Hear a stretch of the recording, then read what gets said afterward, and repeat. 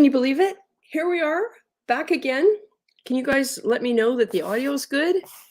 It's it's been a while since I set this up, and I made a couple of mistakes earlier when I tested it, so let's just make sure you can all hear me. I did unmute my mic. I did turn on my streaming device that lets me hear. And oh, we've got somebody in the waiting room already. So yeah, welcome everybody. So glad you could make it. I cannot quite believe that that is finally looking like it is. And we did do a leak test. We had 275 gallons of water in there because we were getting close to the weir. We didn't want to overflow it because, of course, there's no pipes in the back yet.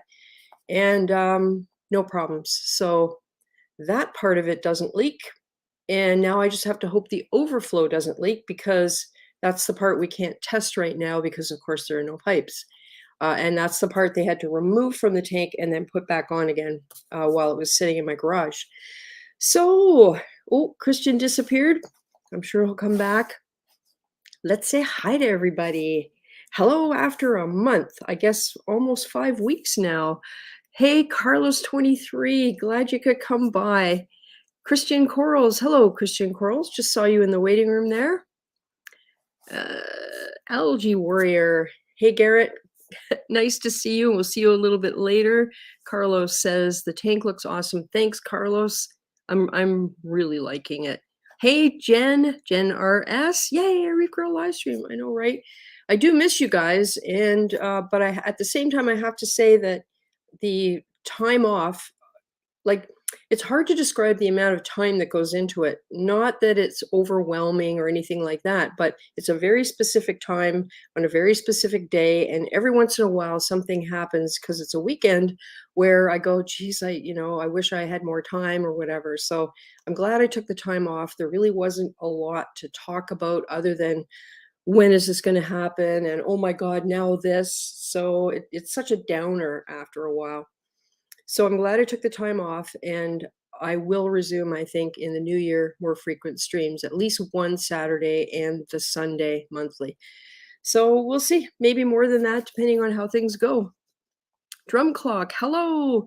Hey, Hector, Calypso's Reefs.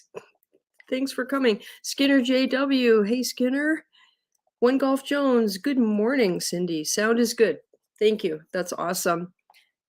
Hey, Vicky Seymour. Nice to see you. Haven't seen you in a while. Glad you're here. Lee White, looking good. Thank you. Yeah, it's something else.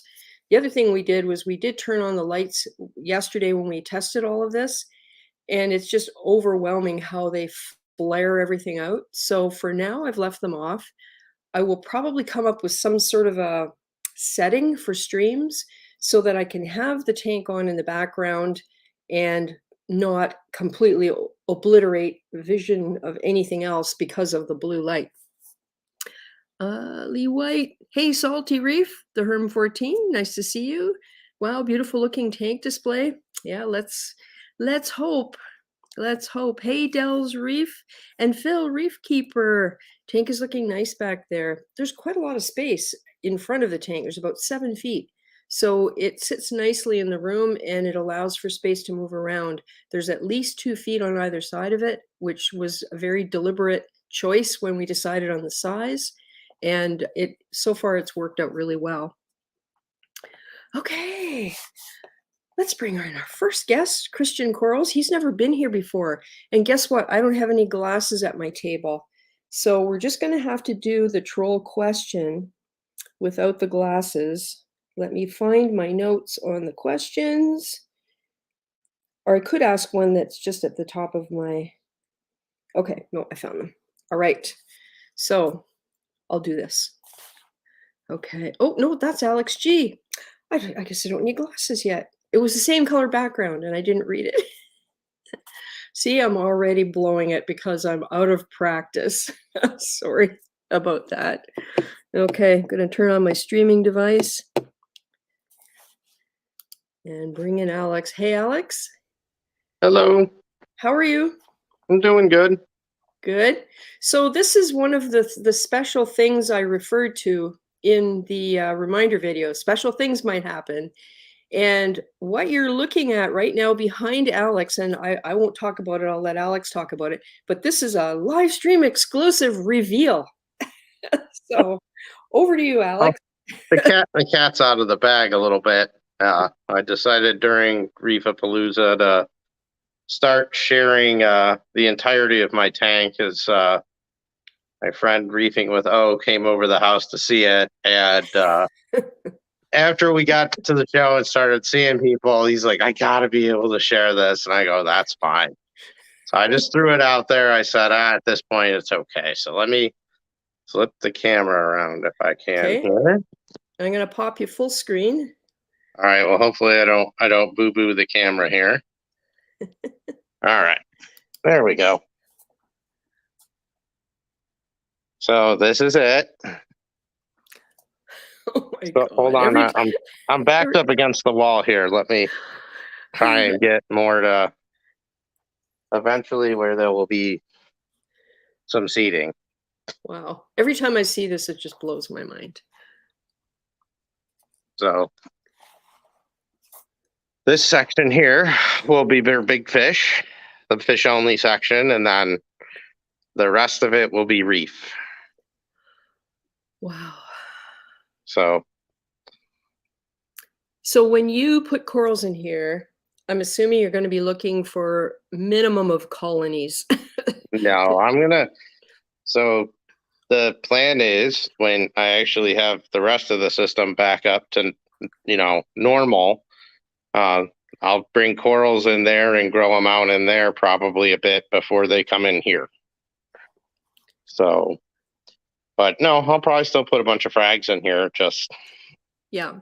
Yeah, I guess in a way, I mean, when you've taken as long as you've taken to get to this point, and then further time to have water and have it up and running, corals, relatively speaking, can grow really fast. And any of us who's overstuffed a reef tank, especially me, I'm totally guilty of it. It amazes me how fast they grow when things are going well.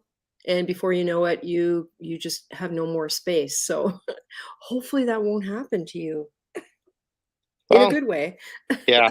Well, once I get the system back on track, I had done a very large water change on the system in the back and did an ICP test and had it come back with some pretty high zinc levels. So I've got metal absorbers in there, and I'm going to wait another week and do another 500-gallon water change and then let it go for a week and then see what the levels look like with another ICP test.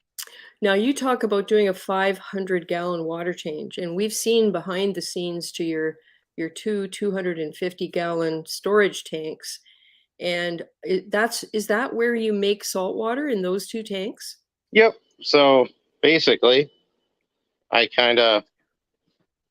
used my platinum blue pump and I just put a vinyl hose on it. I originally was gonna do kind of an elaborate little recirculation system here.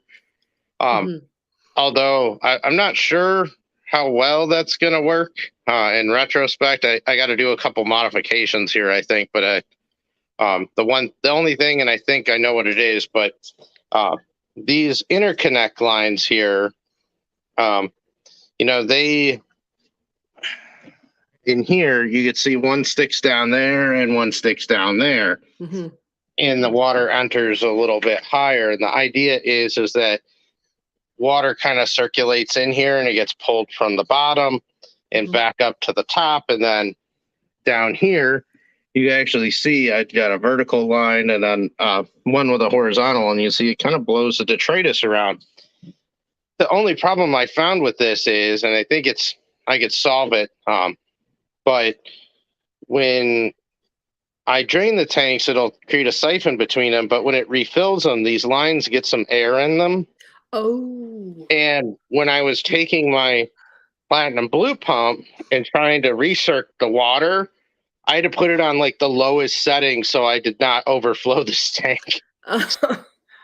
So I did a couple air bubble purges on these, so it's doing a little bit better now. But that is one thing I've thought about putting some T connections on here, or I might I might just remove those elbows and such until I'm ready to get the whole thing refilled. So that's one thing I'll probably do different next time. Mm-hmm. Uh, Yeah, but and you know, air bubbles in lines like that, you can't believe how much of an impediment they are to water flow yeah, until it happens. I'm just going to get caught up with the comments here because I think there's a couple people who have responded in shock. Oh, hey, Annie Jefferson. Oh my God, just watched Tank going in. How you feeling? I feel great. I can't believe it. Hey, Alex is at the Monterey Bay Aquarium. LOL. Such a crazy build. Alex display is epic. Annie Jefferson, WTF? I'll go Wow. back out there after we talk water change. Yeah. But Wow, Alex. Hey, Alex. Holy crap. Oh, Greg Carroll says hi. Hi, Greg Carroll. Glad you hi, could come Greg. by. Oh, and Vicky Seymour, I saw your comment about being up too late. That's the Saturday, and that's one of the reasons like that I started doing the Sundays because it's not so late in the UK. So yeah, that's bigger than my deck outside my in-law apartment. Wow. Yeah, so the pump out worked really well though. I just hooked up my pump here, and having the interconnect lines was nice because I was basically able to drain both tanks down pretty low. But when I got to maybe the last like 15, 20 gallons in each tank, this pump kind of failed me, and I tried using an old Python attachment with my sink, but again, there's just trying to go down from almost floor level to suck water out with my sink. I just don't have enough water pressure, so that failed me. Um, so knowing I was trying to get one of these in the raffle at Reefapalooza, and then I got angry and I just said, okay, I'll just buy one of these on my own. You So will not be disappointed. That thing draws water like you can't believe and gets so low. It's just amazing. I haven't used it yet. I bought it out of frustration uh, when I couldn't get the water out of these, and then finally I just decided I'll just get out the detritus I can, and I just left a little bit of old salt water in each one because I was like, I have to get a water change done because, Yeah. well, here, I'll throw the lens on. So believe it or not, well, there's not really any SBS left to speak of in here, just a couple, but Now, the this corals look, happened while you were away on your trip, right, to Hawaii? yeah, it Pretty started much? looking, it already had been looking a little bad. I suspected metals, but I couldn't really, I hadn't sent out a test and I didn't want to do it before I left for 2 weeks. So a lot of stuff got bleached out. It doesn't look good. I got 2 metazorbs in there right now. But I came back with pretty high zinc levels. And after the water change, believe it or not, I mean, stuff actually looks better than it did. It was like this guy right here, which I cannot think of the freaking name of it. It's like a Anacora? Is it an no, it's like Anacora? No? it's like a Samacora. Oh, Samacora. This thing was almost white. So a lot of its colors come back. Oh, yeah, no Um, kidding. and then this Gargonian, it's trying to open again. When I came home, it was like completely shut and not opening at all. So, I mean, things have improved. But like I said, I'm gonna wait another week here and do another 500-gallon water change, and then send in another ICP test and see if my levels have lowered down to more of an acceptable level. So essentially, I will be just shy of a 50% water change in about a month. Wow. So we'll see how it goes. I mean, that's the thing with this hobby. I mean, just because you had success in the past doesn't mean that it's going to go smooth as silk in the next round. So yeah, and I'm waiting for that honeymoon phase, you know, the first mhm. year where everything just looks beautiful and it all looks great and you don't realize somewhere, somehow there's a ticking time bomb and Yeah. you won't find it until you have a near crash or a crash. And that's happened to me with every tank I've ever done. So I'm hoping that the 8 months, 9 months that I've had the sump running will have absorbed a lot of that. Yeah. So, you know? On the positive side, I mean, the fish are all doing well. Yep. So I mean, and I'm actually happy that the ICP came back with something, because I was really like, boy, if there's nothing wrong with that, I mean, I'm just going to do water changes, but now I'm going to really be scratching my head. So, the big question will be is, have the levels gone down or remain the same? I did a fairly good check of everything. I couldn't find anything. I have a couple suspicions where zinc could have come from, but I guess we'll just see. So yeah. Oh, hey, Darren, Rogue Aquariums is here. Glad you could join us. And Peter M from Croatia, or is it Serbia? Oh, I feel terrible because I might get it wrong. No, I think it's Croatia. Darren says, very nice build, Alex. I have used the Ultra Zero pump and it works very well, draining water down to 2 millimeters. That's Darren, Rogue Aquariums. Yeah, it's such a great thing. I mean, and it's heavy. It stays where you put it. It doesn't need any suction cups. I freaking hate suction cups under a pump. Hate it, hate it, hate it. I understand what they're for, but I would much rather get a silicone mat and set the thing on the silicone mat. Well, hopefully it won't float, but because man, oh man, there's nothing worse than trying to get under a pump to loosen up the suction cups, especially if it's 4 feet away on the ground. Oh, hey, Reefing with O, glad you could come. Annie Jefferson is wondering, what about a sump pump? Because they also sit on the floor and the pipe comes out of the top of the pump.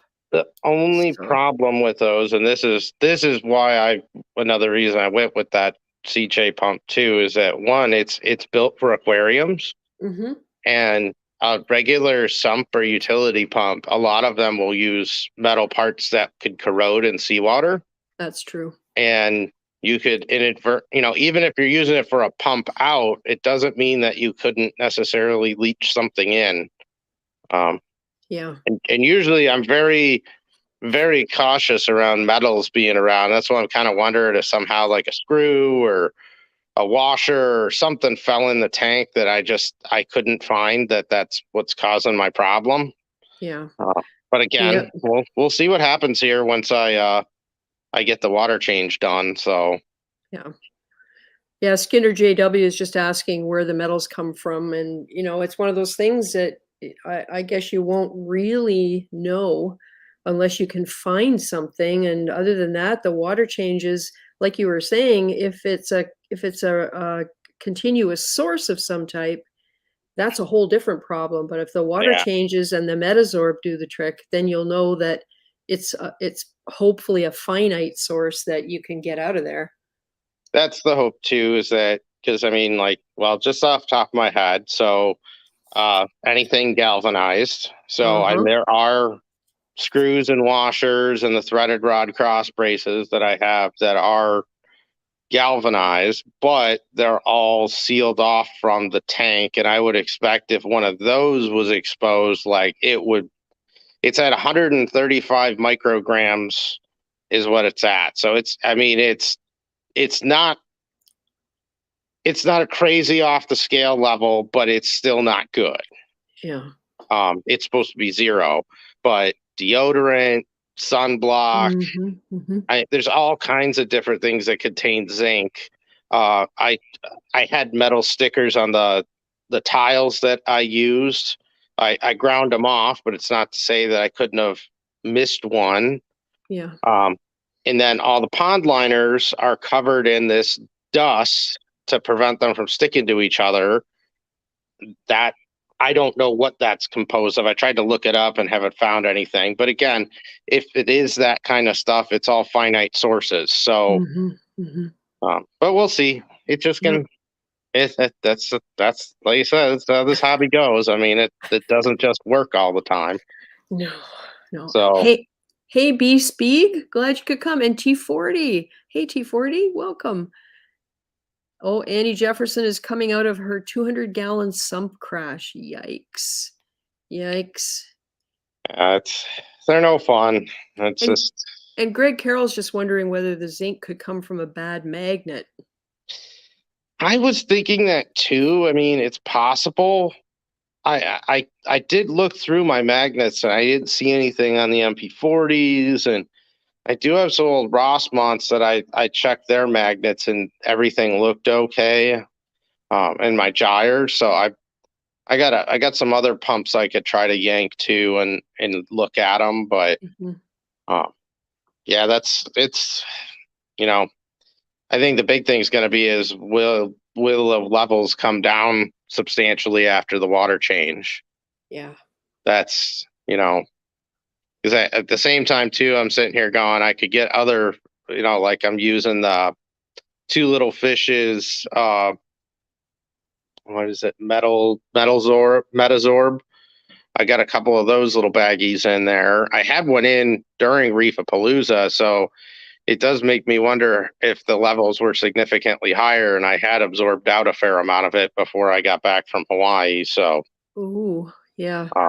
I guess we'll see here. It's just I think the hardest part of this is that I have got to be patient and give this time, because if I put too much stuff at it, I could do something even more detrimental. So I'm trying to do small, steady steps here, and the corals look slightly better. So nothing else looks like it's getting worse, which is always a good sign. Yeah. And colors come back to a few things. So I have to assume I dropped it down a bit. Yeah. Hey, Chimp the Reefer, welcome. One Golf Jones. Alex, I've had great success removing metals with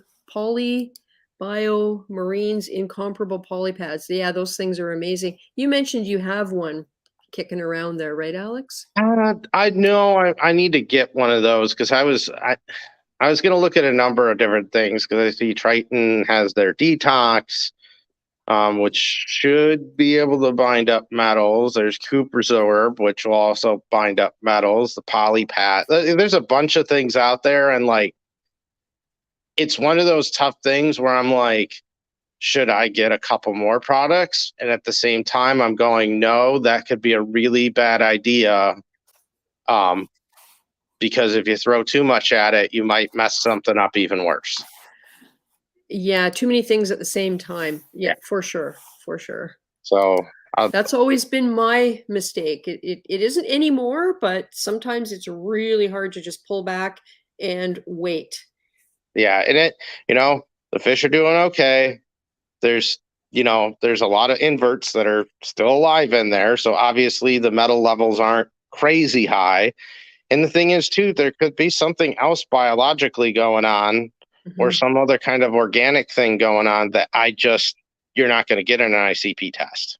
No, you have no way to measure anything. Like some things you have no way to measure them, unfortunately. No, I'll see too if those levels balance out. The next one I might do more of like some of those other bacteria tests and stuff to see if I got a good balance in there of the right bacteria.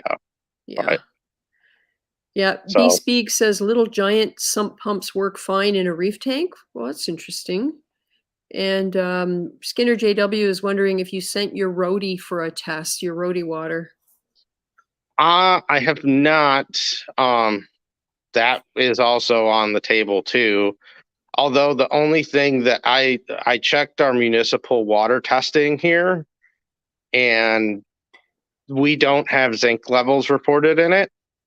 And there's a lot of other metals. And what I would really be looking at is, why is it that there's no other metals in the tank and only zinc? And I would expect if my RODI is the source, that I would probably have multiple metals leaching in and not just zinc.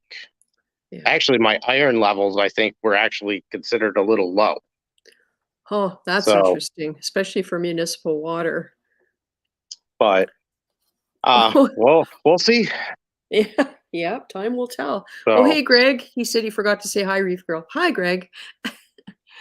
We have SPS Reefer. I'm going to bring Ryan in, and we can continue with this tour, so he's not sitting there waiting. Hey, Ryan. Hey, how are you? Good.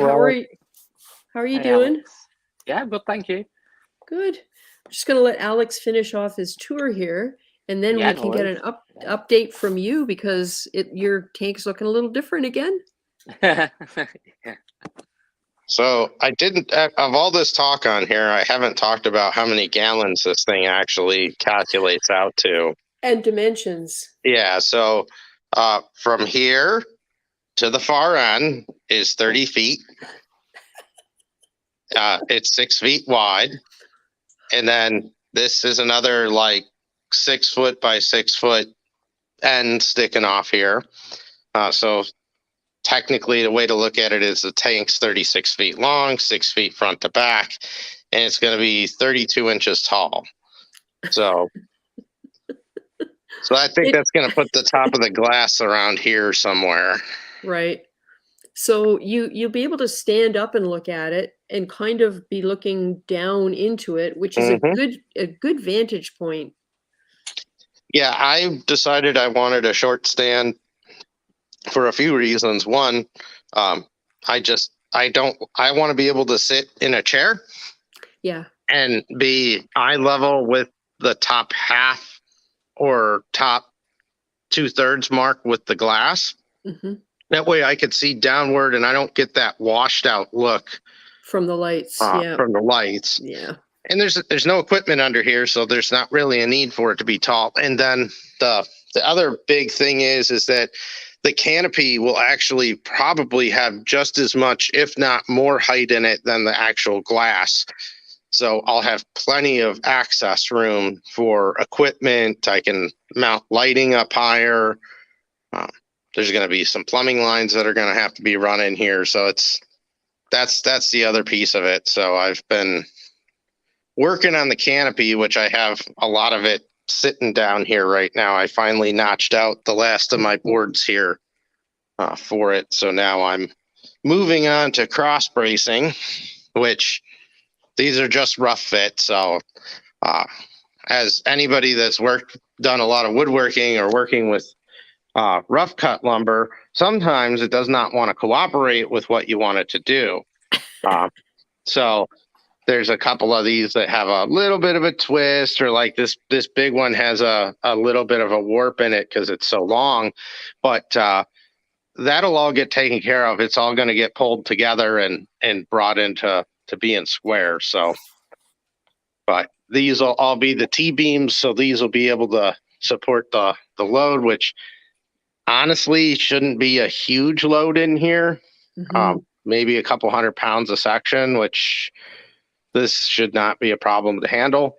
And then I'm going to end up putting probably FRP boards in the top here. And I'm going to, because I originally was going to paint this. After I built it, I was going to disassemble it, paint it, and then put it back up.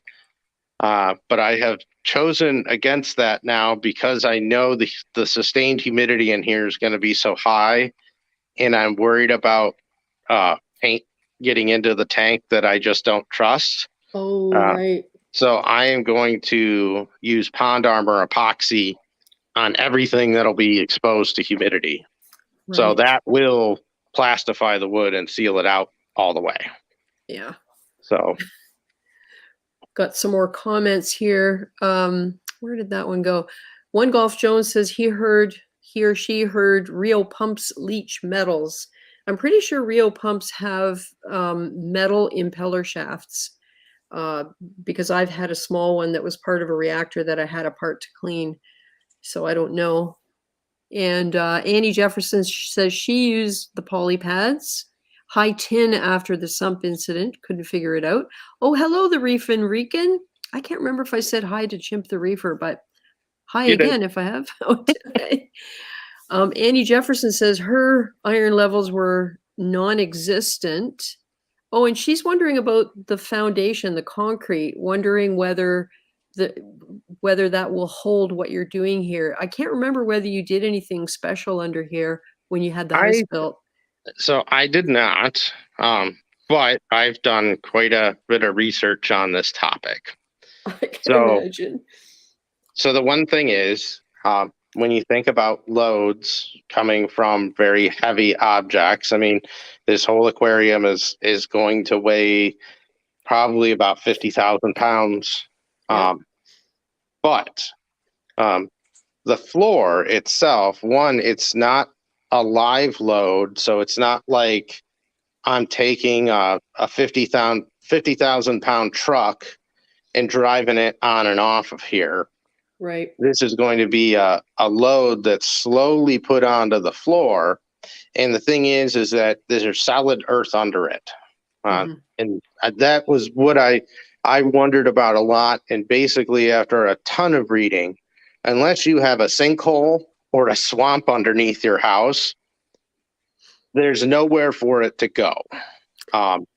Yeah. And the thing is that this will also be very gradual. And I am going, even though it shouldn't be a problem, I'm still going to watch it very closely. And that is why there's so many legs in this stand, is that this stand mathematically, if you vertical 2x4 can hold about 600 to 800 pounds of vertical load. So if we just take it at the low end of like 600, I think I calculated this stand out. It can hold 218,000 pounds. Yeah. So the idea is to very widely distribute this load, which is why every single leg here was cut individually to the height or to the level of the floor to make this stand level. So I shot lasers across this. So as you get in plane here, it's pretty much dead on. Yeah. And Well, that's and all of that principle is one of the reasons I didn't want legs on my stand. Because people have asked me whether I had put leveling legs on there, but the problem is they become point loads.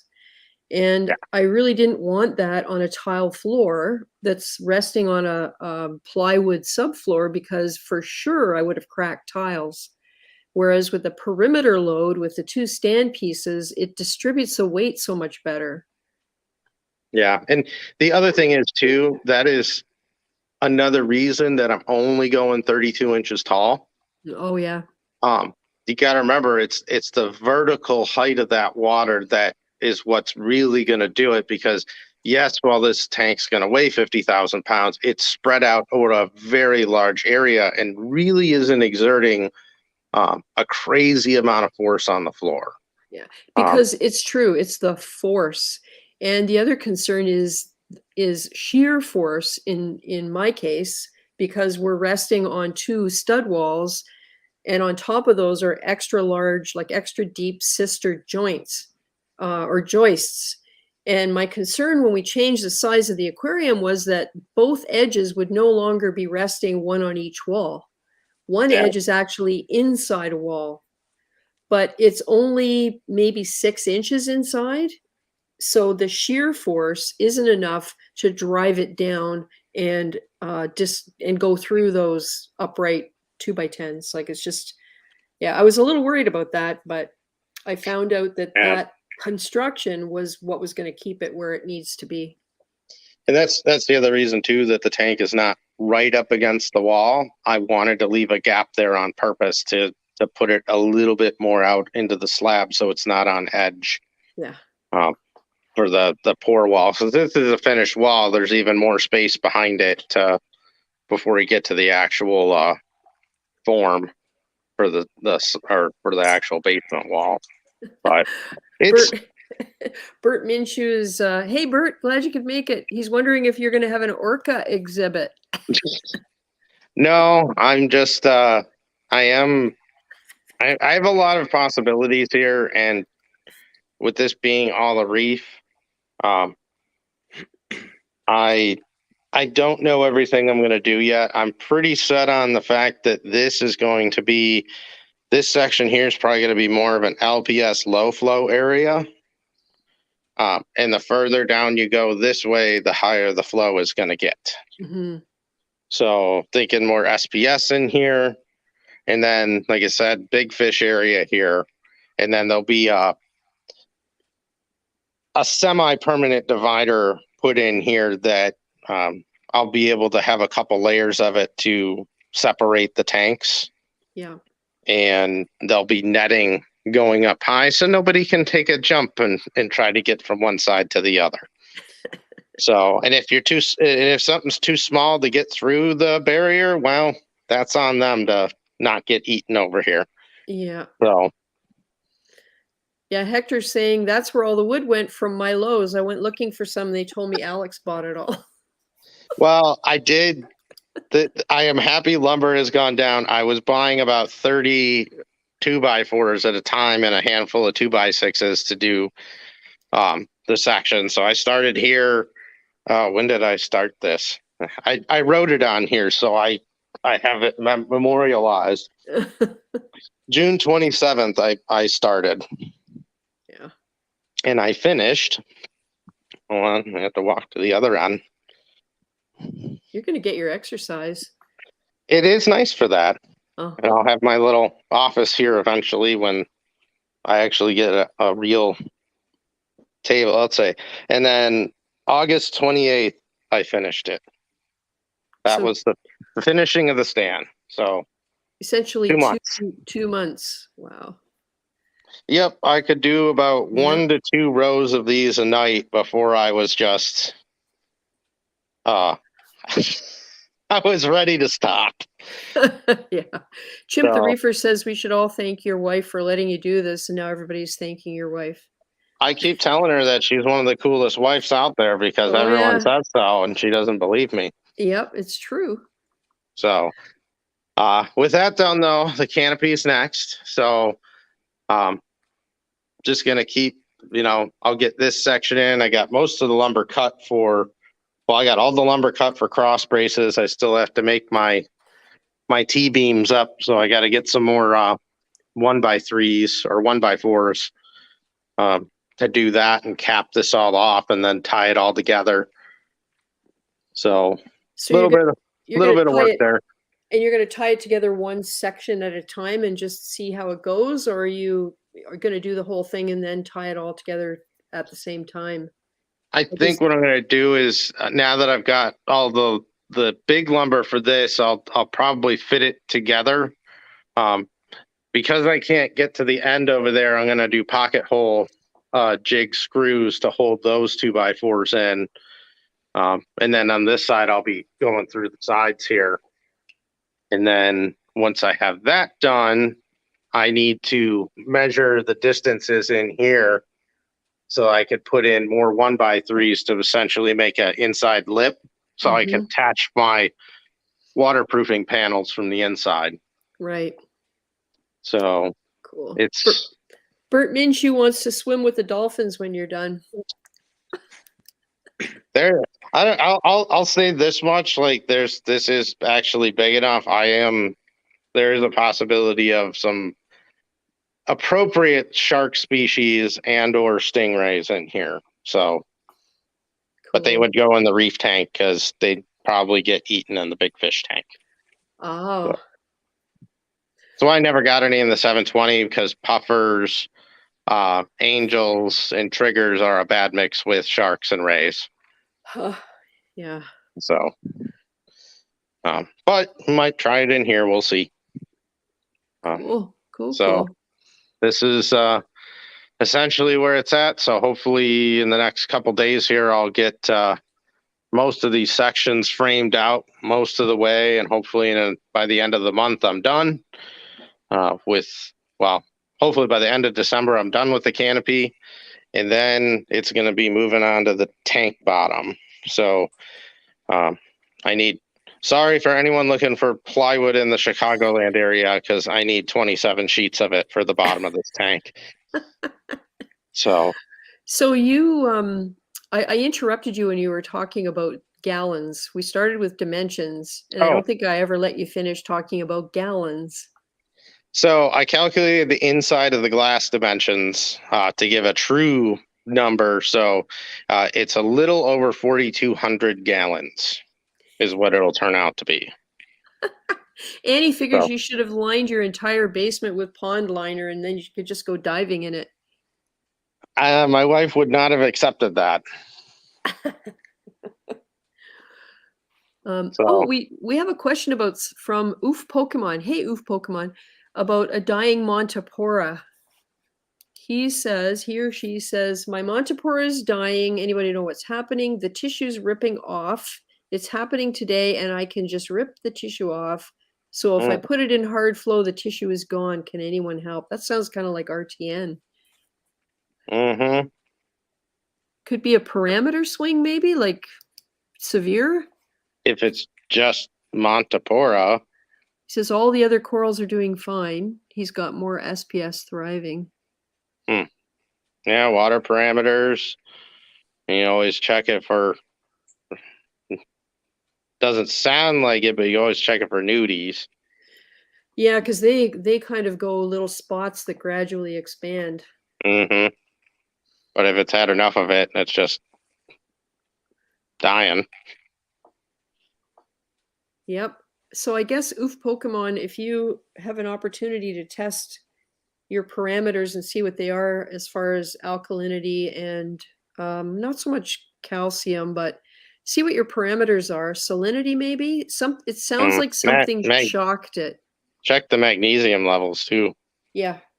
It sounds like something has shocked it, and it could very well be a parameter, like magnesium, because they you need the right levels of magnesium so you don't get precipitation, which causes other problems. Interesting. Bert says you really hate the tank police, Alex. Well, I'll say this. I'm going to just say, okay, what's your argument now? Yeah. Hey, Swiss Ocean. Glad you could make it. And Greg Carroll says low magnesium is typically the problem with Monties. And Algae Warrior says magnesium swing. Low mag, definitely. Yeah. Suddenly. Pretty amazing, Alex. 4,200 gallons, 36 by 12, essentially.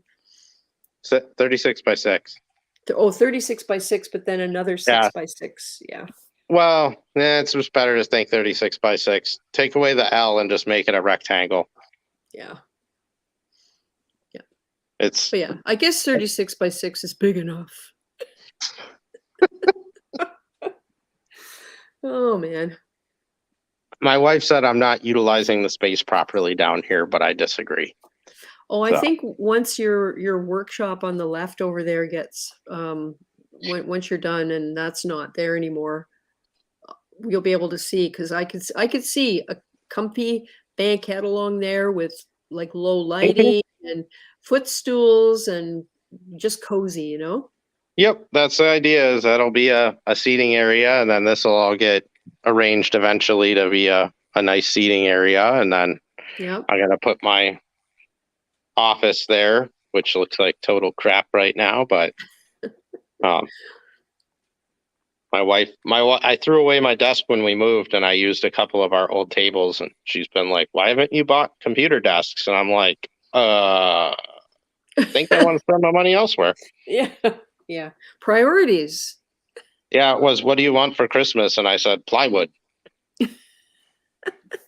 But she kind of looked at me funny, and I was like, she's like, how much plywood do you need? And I'm like, it's a few $100 worth.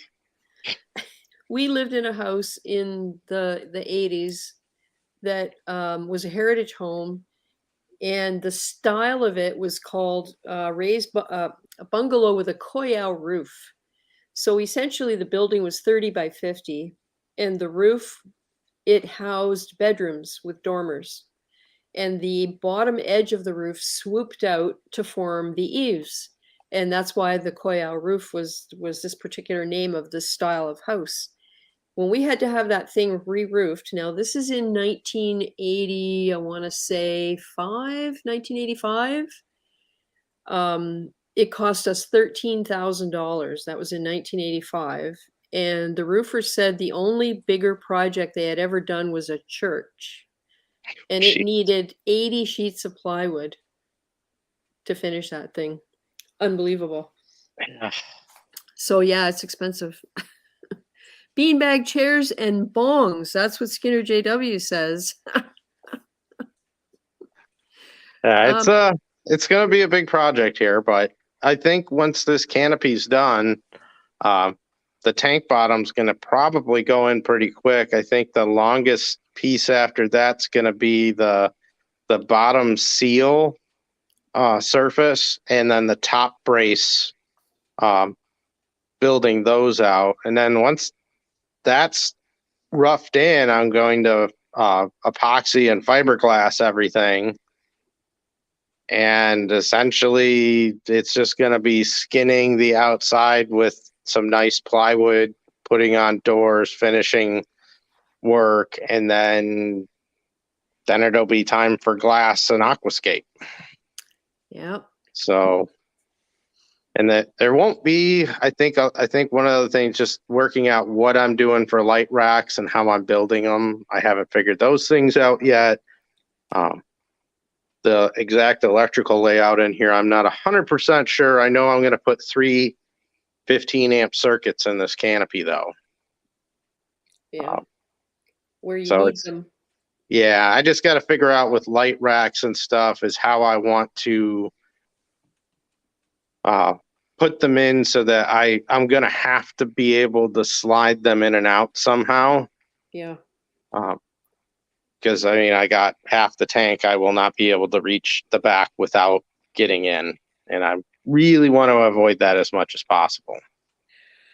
So, yep, I could totally see that. We've had some interesting times checking how far into my tank we can reach.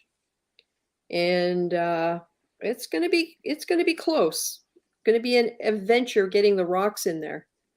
yeah, I figure, though, once I have that, once I have this done, and then it be glass ordering time, then it's just going to be the fun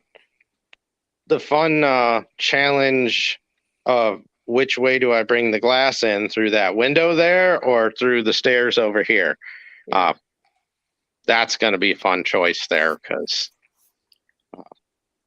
I need 1, 2, 3, 4 12-foot sheets of glass. So yeah, those are going to be the ones that have the most challenge to come in here. So, and the rest is all going to be plywood. No, it's going to be glass all the way around. Oh, are you putting glass on the back wall too? Yep. Oh, Glass around the whole thing. Man, oh man. Okay. It was I thought it would be a much easier thing to do this time around. If I would have hybrided it, I could have done it in the back, but just with it being where it's at and no access, if there's a problem back there, I'll never know about it until it's too late. Yeah. And glass, it's not, if it fails, trust me, I'll know about it. It's not going to matter where it's at. Yeah. But I just think it's going to be it'll be very easy to install, and it's going to have a 2-inch top and bottom seal, and then any butt joint of glass is going to be sealed together and then covered with another sheet of glass as an overlap plate. Yeah. So I find it very unlikely there will be a seal failure. It would have to be a glass failure. Yeah. Huh. Hey, Swiss Ocean, did I say hi to you? I don't remember, but hello. Drum Clock, Rogue Aquariums. Darren's asking what pumps you're going to use for flow. He said it's going to look epic when finished. Well, so I bought one pump to experiment with while I was at RAP, because I never saw one before and it was my only purchase. So I bought a Panta-Ray, a Hydro Wizard 42 Pro. That is so cool. Which I'll have to do I literally set it up once before I went to Hawaii, but this little tiny thing had this whole 10-foot tank churning. And I really want to stick it on some other stuff. I just had to take the time to properly do it, but I'd never seen one before, and Unique Corals had one there, and so I picked it up.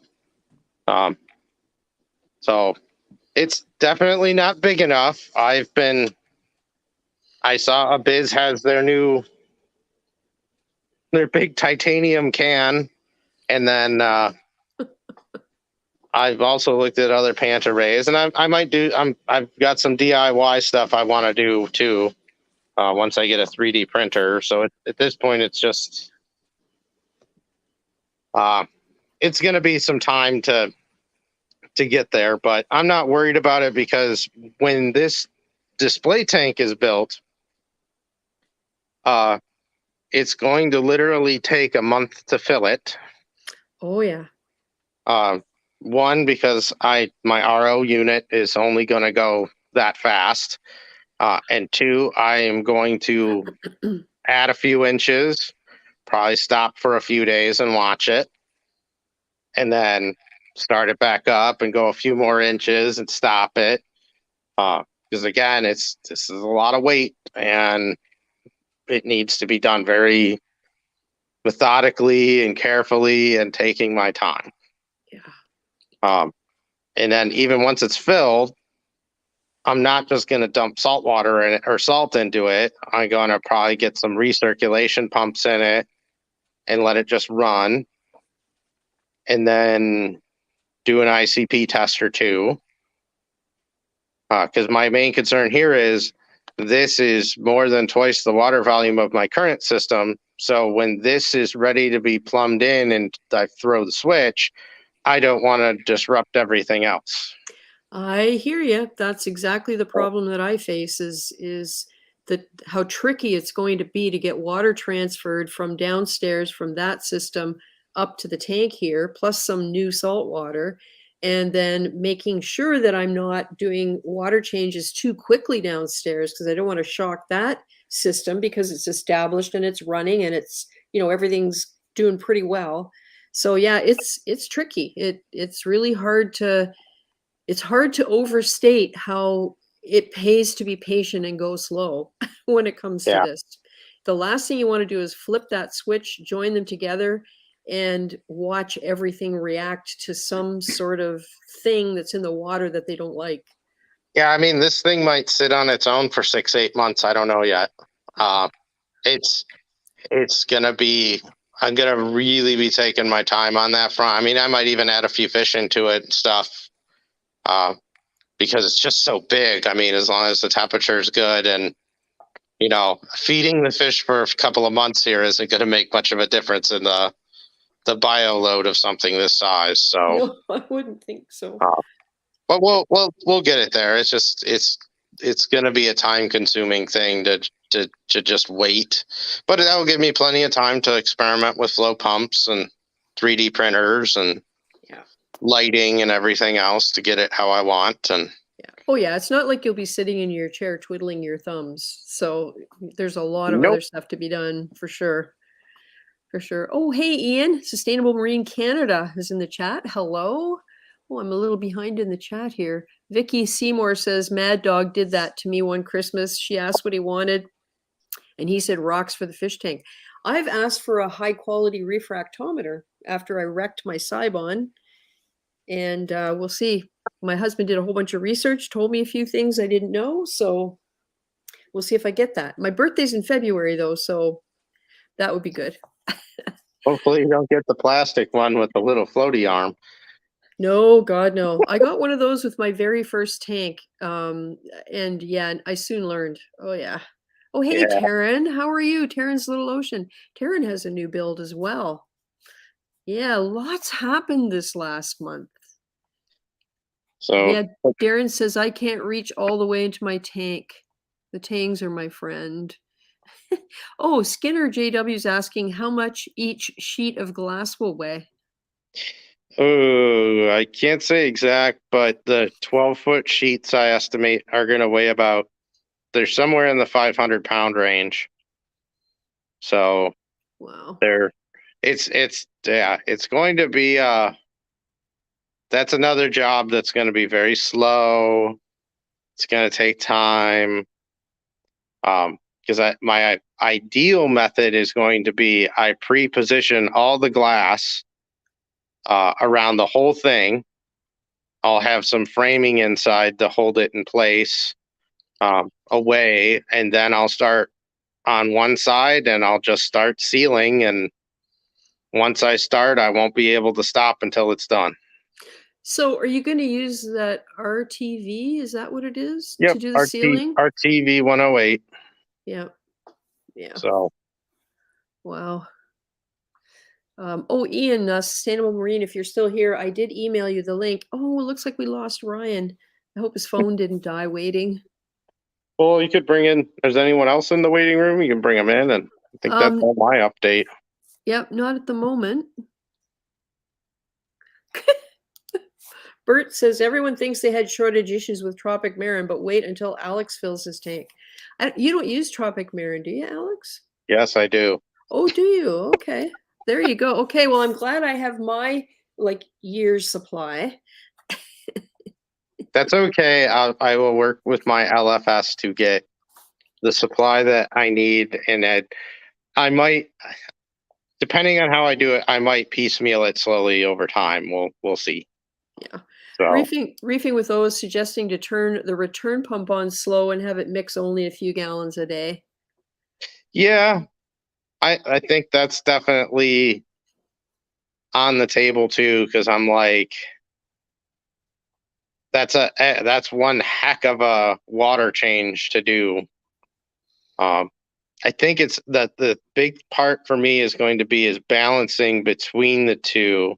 If I can't get it just right, and even if I do, I think I'm probably going to go with what O's saying is maybe I'll just turn the return pump on for a little bit and then shut it off and just wait a few days. Because I really need to get this thing has got to go through an algae cycle and have pods and microfauna in it.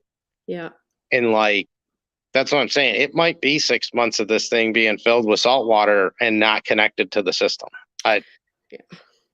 Well, and the problem I have is, okay, my rocks have been curing for 8 months, but there are rocks that are already in the sump system in the final chamber where the heat coil is. And they've been curing probably for over a year because they came from the other holding tank. So I can't decide. I mean, the water quality in the garbage can and the tote that has the more recent rocks is probably not great. I've never tested it. I just keep topping it up. I have done 2 or 3 water changes on it periodically. But I'm thinking if I can get all the rocks out of the sump chamber and into the tank up here and just watch and see what they do, then what I could do is move the rocks that are in the garbage can and the tote back into the sump chamber and watch what they do. And try and look at that for 2 or 3 weeks and just see if anything happens. So, it's tricky. Yeah. No, I think for me, it's going to be when you think about all the rock that's going to have to go in here, although it might not be quite as much as everybody thinks, because I'm going to try and do a lot of very open structures. And I'm also not afraid to have some pretty big open sand areas too. Right. So yeah, it's got to be gradual. And like I said, I've not ever done this kind of linking 2 systems together. Lots of people have plumbed systems together, like frag tanks and things like that. So I know there's probably wisdom out there that I can look for and just see about any hints and tips. But gradual is the best way, I think. How many gallons are in your sump system? 265. And then your tank's 360-ish or something? 300? It's 330, but I think its actual water volume after displacement will be somewhere around 300, 310.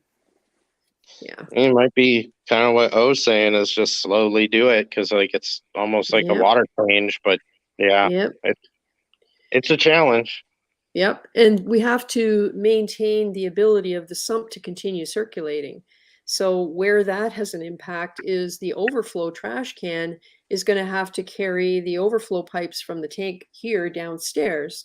And we also have to maintain the hose that goes up from the return chamber up to the trash can that's run by the JBO, so that we can alternate one or the other as we need to. So I don't know what we'll decide.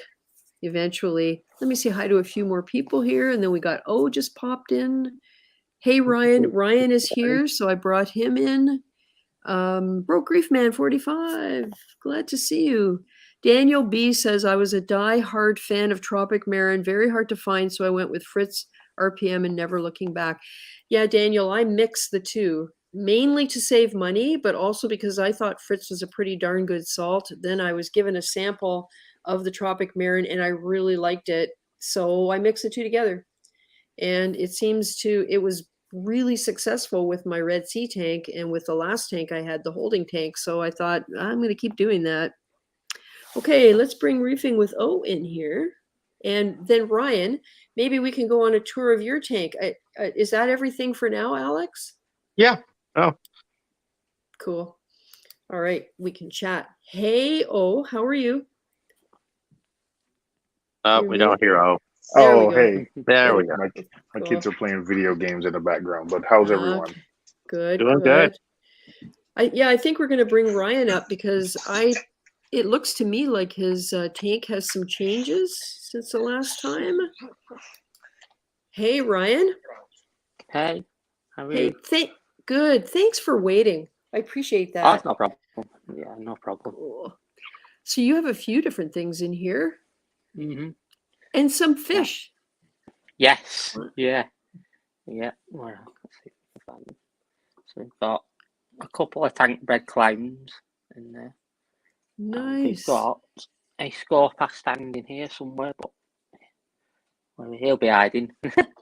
Yeah, they're pretty skittish. He'll come out. It's because I'm sat in front of the tank. There he is. There he is. Yeah. Cool. There he is. So he's still a little bit skittish. Yeah.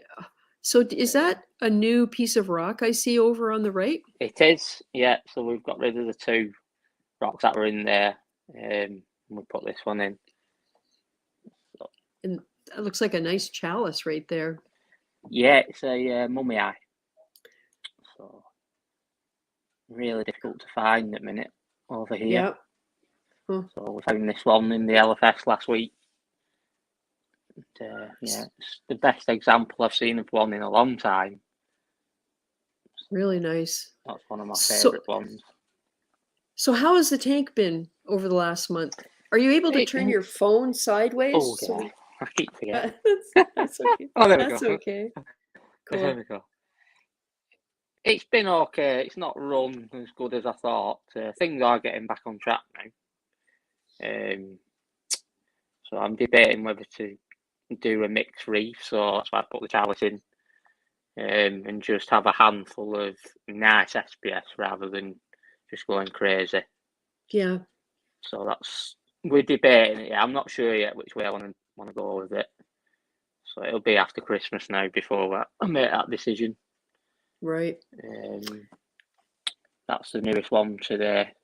Literally about a few hours old. So it's like, I think we called it an ASD rainbow. So it's got really, really long green polyps, but because it's only a few hours old, it's still settling yet. So hopefully in the next couple of days, then one polyps will be out. And it's not a millipora? Is it a millipora? Yeah, it's a millie. Yeah. Oh, cool. Yeah. That's another rainbow millie, which again still settling in. And then we've got my PC rainbow, which is there. So that's, as you can see, that's basing out really quickly. Yeah. Now it's settled. Yeah. So we've just got the 4 corals in at the minute. Yeah. So we're going to see how the tank runs now till after Christmas. Yep. And we'll go with it from there. I wonder if you'll see assistance from fish being in there. Because, that I've read, this is the thing, I don't have any fish in my frag tank, and I'm starting to wonder whether I should put a few in there because the corals apparently really benefit from the fish waste. Yeah, well, I'm not a big fish person, as you know, but the clownfish is my girlfriend, so she picked them out and went to the LFS, and the tang is my fish, so. Right. But he's doing a really good job on the algae, though, the tang, he's starting to graze on it, which is good. Yeah. Because it did get a little bit out of control, so been in there with a toothbrush and scrubbing it and doing little water changes every week. Yeah. So we're finally getting on top. We've got some trochus snails in there now, which are doing a good job. And we're also dosing some bacteria into the tank, which is from Dr. Tim's, which is called Eco Balance. So that's doing a good job. That got rid of all the cyano. If you remember last time, I had quite a lot of cyano in the tank. Yep. Yeah. And that's totally gone now. So we're getting there with the algae, you know. Yep. Yep. But, yeah, it's so hard under blue lights because I found when I look at my tank under the blue lights, I see a lot of red and I think, I got cyano, but it's actually algae that's green. It is, yeah. Yeah. Yeah. But yeah, we've got 4 nice pieces in there now, so I tend to stay away from the mariculture and just go for some of the aquaculture ones next year. Yeah. So yeah, sometimes it takes some experimenting and making a choice and then realizing you want to make a different choice, and it takes a while. It's an evolution like anything else. Yeah, it is. But, yeah, so we're thinking about putting some torches in next year. So we'll see. We'll see. I mean, I'm not a big Euphilia fan, but there is some nice torches around over here in the UK. It'd be nice to do that corner there, just a full like torch garden, if you like. Yep. So that would look really nice. But I'm not going to change anything, you know. But I'm glad I've got my chalice. I've been after a mummy eye for as long as I can remember, and they're just not around. But the LFS had a nice piece, so we snapped that up pretty quick. Yeah, I like chalices, and one of the things I like about them is they're encrusting. So my new tank, that's what I'm looking for. Every color of encrusting coral I can possibly find. Yeah, definitely. Yeah, the PC rainbow's encrusting now, as you can see. Yeah. Really basing out now, which is good. But, yeah, that mill is one of the ones I'm really excited about once it gets its polyps out. It's just really, really long green polyps. It looks amazing. So, wasn't actually going to the LFS for a coral today, actually, to be honest. Until I saw that one in the thing, I thought, yes. Yeah, everybody can relate to that. Oh, I know. Excuse me. As soon as I asked the shopkeeper what it were, I thought, yeah, I'm not going to see it again. So we snapped it up pretty quick. Yeah, the biggest regrets I've ever had in my life are when I saw something I really wanted and went back to get it and it was gone. And I've learned from that, especially when it comes to coral, if you really want it, buy it on the spot if you can afford it, because the chances are good if you like it, somebody else is going to like it. This is it. Yeah. And I'd regret it as well, a couple of days later, but it'd have probably sat in mummy eye. If I didn't get the mummy eye, that'd have gone, Same with PC Rainbow, that were another one that I snapped up pretty quick. So to drive 2 hours for that one. So when you buy these, are they from other hobbyists that take them to the LFS and trade them, or does the LFS get them in from larger aquaculture facilities in the country? What I've noticed is a couple of they're actually growing them in house, if you like. So the PC Rainbow, the shopkeeper had a colony. So he just snips it, sells them as fresh, lets them base out first, and then sells them on. Same with the chalice. They had a huge colony of mummy eye. It were massive. And I think what they're doing, they're just fragging it, letting them settle, then sell them on. So a bit like what Signature Frags does, where he has colonies in-house. So that's nice to see. It's nice to see a few LFSs venturing down that road. Yep. Well, with all of the supply interruptions everywhere, if it's a part of your retail that you can control somewhat, it makes a lot of sense to try and do that. Yeah, absolutely. Yeah. Cool. It's kind of a little bit quiet though on the SPS front at the minute. I think last time I was on, there were a few shops that had loads of SPS in, but it's gone a little bit quiet now. So Mm-hmm. You know, you've got to grab while you can, I suppose. Yeah. You know, Yeah. but, yeah, no, I'm happy I got the fish in, so we'll see how they do now. It gives you something to watch. Yeah, yeah, yeah, especially the Tang. You know, he's a character. Yeah, nice looking fish. I like the Big Scopus tang. I lovely. like their face. Yeah, yeah. And even at the LFS, the Tang was actually in the same tank as the clowns were in, so Oh, he's not showing any aggression towards the clowns. You know, the yeah, tank red clowns. So yeah, there you go. So nice. they always just stick together. You know. So nice that they're traveling through the whole tank because a lot of times Oh they yeah, spot, right? And yeah, yeah. I mean, when I first put them in, they just sat in this corner for a good 3 or 4 days, but they are starting to venture all over the tank now. Now they feel a bit, now they feel safe, you know. But where one goes, the other one's not far behind. are you So it thinking is you might funny to get? watch. Are you thinking you might get an anemone for them? Oh no, no, hate them.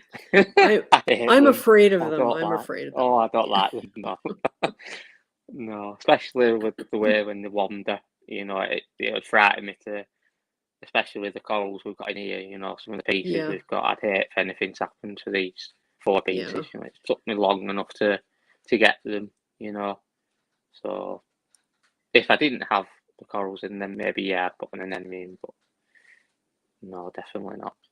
Yeah.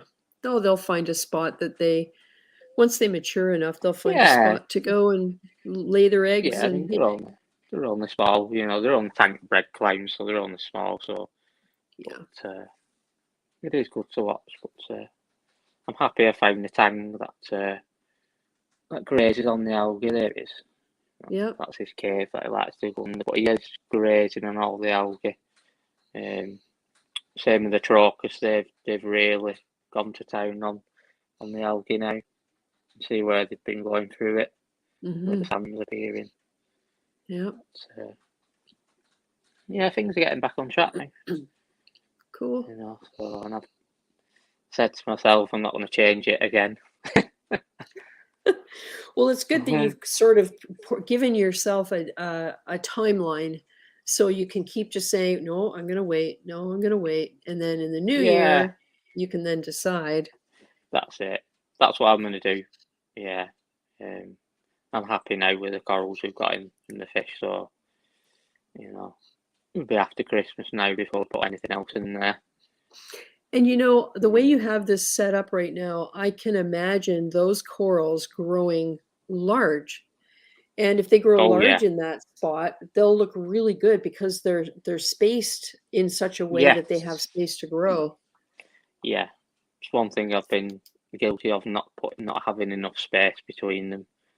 But they've all got their own areas now. Same with the chalice. I mean, the chalice can grow in that area. The miller there, that millie, and obviously the peasy rainbow can grow in that Yeah. area. So they're not going to touch each other, which is important. Yeah. You know, because I've done it in the past where they've touched each other and always one of the corals loses out. Oh yeah. So I've learnt my Yeah. lesson from that. And from other YouTubers over here that I've known, you know, putting corals too close together. Yeah. So, I'm guilty of that. I have to say I won't be anymore because now I know better. And as I was saying to Alex, the speed at which these things grow when they're happy, you don't have to wait yeah, long. That space it won't look so open space for very long once no, they settle in and no, start to go. that's it. Yeah. Yeah, yeah. They've got all time well to grow now, you know. Yeah. So Does your mummy eye get sweeper tentacles at night? it does. It does. Yeah, I was watching it the other night. Yes, it does. There's that. There's that to Yeah. think of too, right? Yeah. So it's brilliant to watch. Oh yeah. Really good. Same well, all the millies, especially that one will at night time. So I'll have a good look at that tonight. Mhm. That one has shorter polyps, and the PT rainbow has small polyps. But yeah, at night time it's good to watch. You know. But yeah, the mummy eye definitely has long sweepers, so that's why it's out of the way and it's nowhere near any other corals. And one other thing I learned is I always used to put encrusting corals kind of in the middle of the area that I wanted them to spread, right? And I've learned that they grow towards the light until they have enough light. So rarely do they grow down. So now I know that in the new tank, I'll be starting off all of my encrusting corals at the bottom. So that they can grow up, right? Instead of putting them in the middle and thinking, oh yeah, they'll go both ways. No, it doesn't work that way. Oh, we learn something all the time, right? Oh, we do. Absolutely. Every day I learn something new. Yep. Oh, hey, Swiss Ocean. Have I missed your tank? Like to see. I have the display tank behind me. Here, let's do this for a second. So you can see I'm in the upper left corner and my tank is behind me, but it's empty because the sump downstairs has everything else. It's got all the contents of my reef right now. So I don't know if that's what you meant, but yeah, there she blows. She's behind me now. Oh, this is great, Ryan. It's like what I love is you can see the potential, right? And you make changes according to how your goals change and how it evolves. And I've done that a lot too. And it's always nice to see progress and evolution that way. So yeah, looks good. Yeah, I think you're going to be happy. I think so. Yeah, especially with the pieces we've got in there now.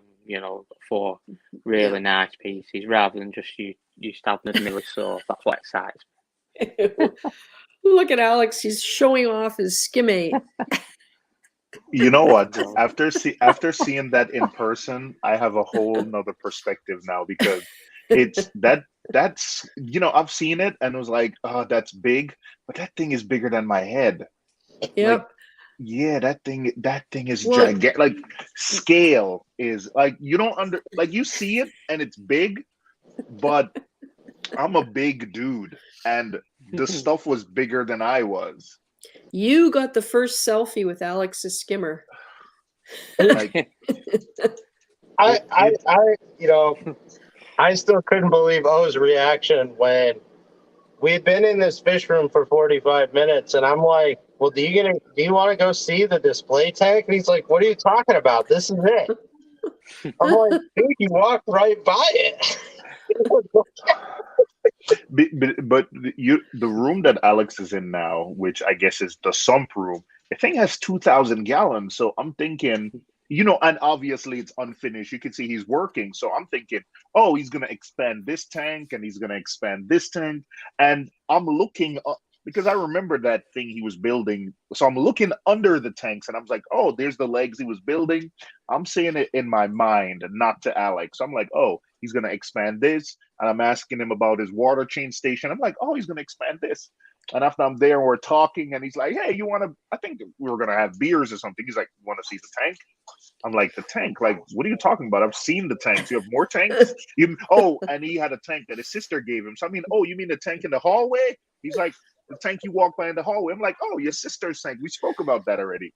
He's like, no, the tanks.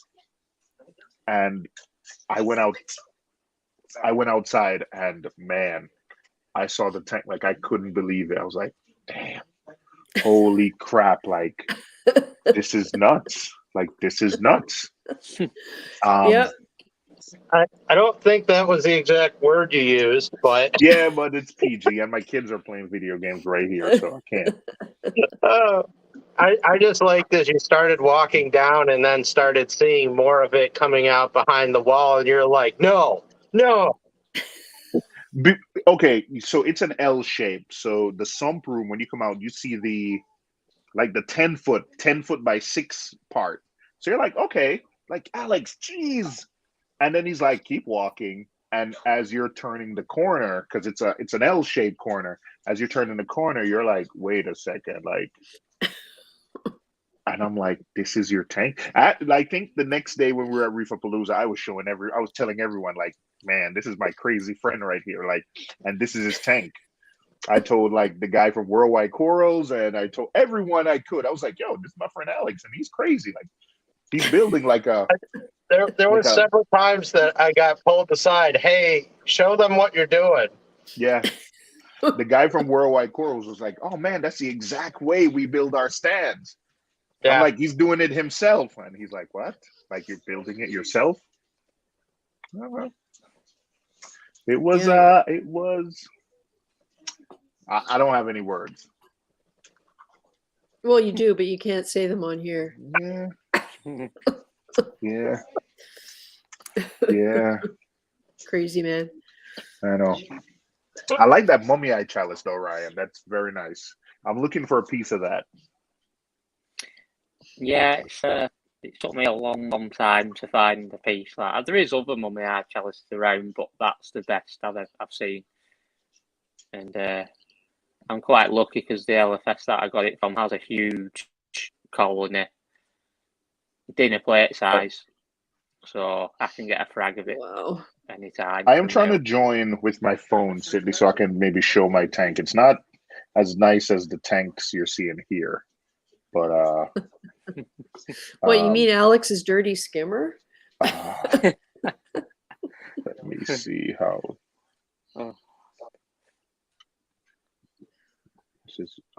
It always surprises me that Skim8 is actually dark green because you look at it and it looks black. Oh my God, Alex, you're using your bare hands. Oh my God. What else are you supposed to use? Well, like a barrier of some type. I don't care what kind of a barrier, but you know. I guess when you've done maintenance and at people's homes and worked in an LFS for years, you don't get no barriers. I guess not. Here you Plus, go. the other thing is during the pandemic, try and buy nitrile gloves. You can't. We when it first hit, I couldn't find them anywhere. Oh, there's Reefing with O second. Okay. Okay, oh, we can't hear you from the second one. You're muted. Let's pop you up here. No camera, still muted.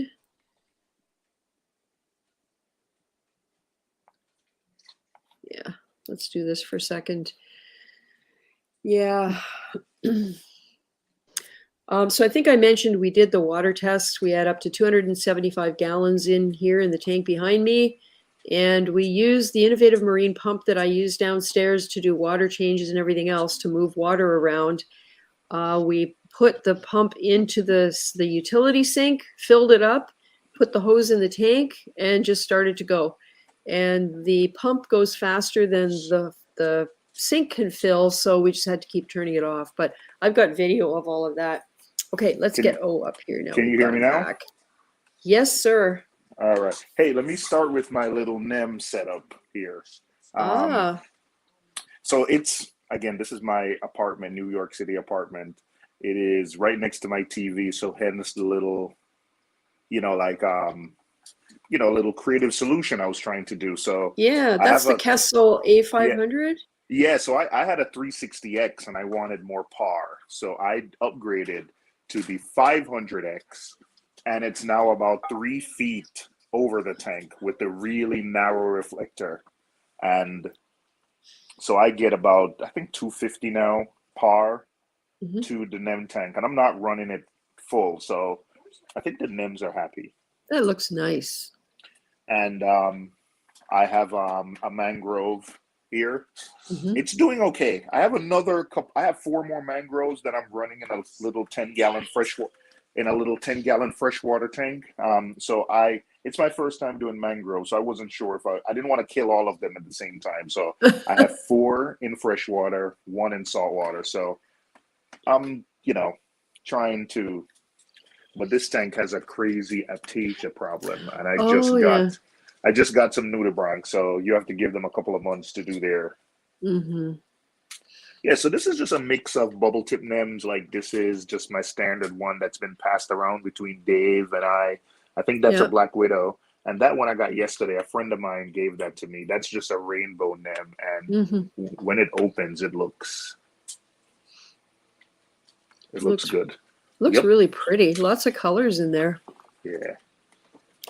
Annie Jefferson is asking Golf Jones, One Golf Jones. Okay, One Golf Jones said those aren't nems, Annie, they're tribbles. I know what tribbles are, but Annie doesn't know what tribbles are. That's a good one. I like that. Oh, I like true. That's the Star Trek reference, right? That's right. Yep. From the original 2-season series that I watched when it was first broadcast as a child. Yeah.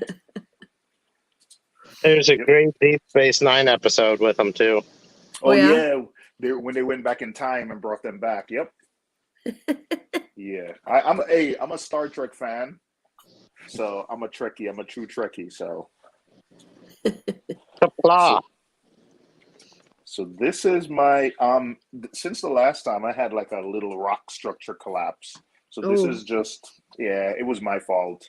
I was trying to catch a fish and my Nassau tank was getting too big and I was trying to catch a fish, and when I took this structure out it collapsed, and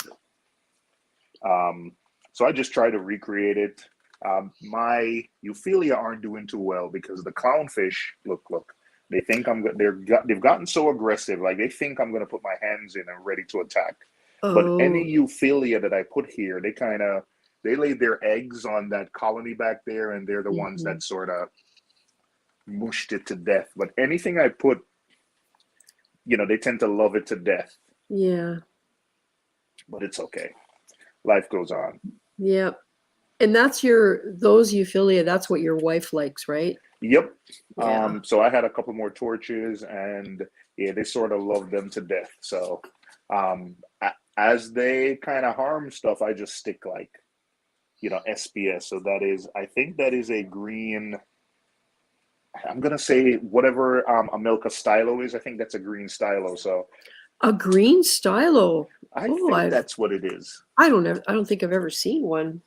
It's not a Pavona. It's not a Pavona, is it? I have a Milka stylo here, and it looks exactly the same. Oh, cool.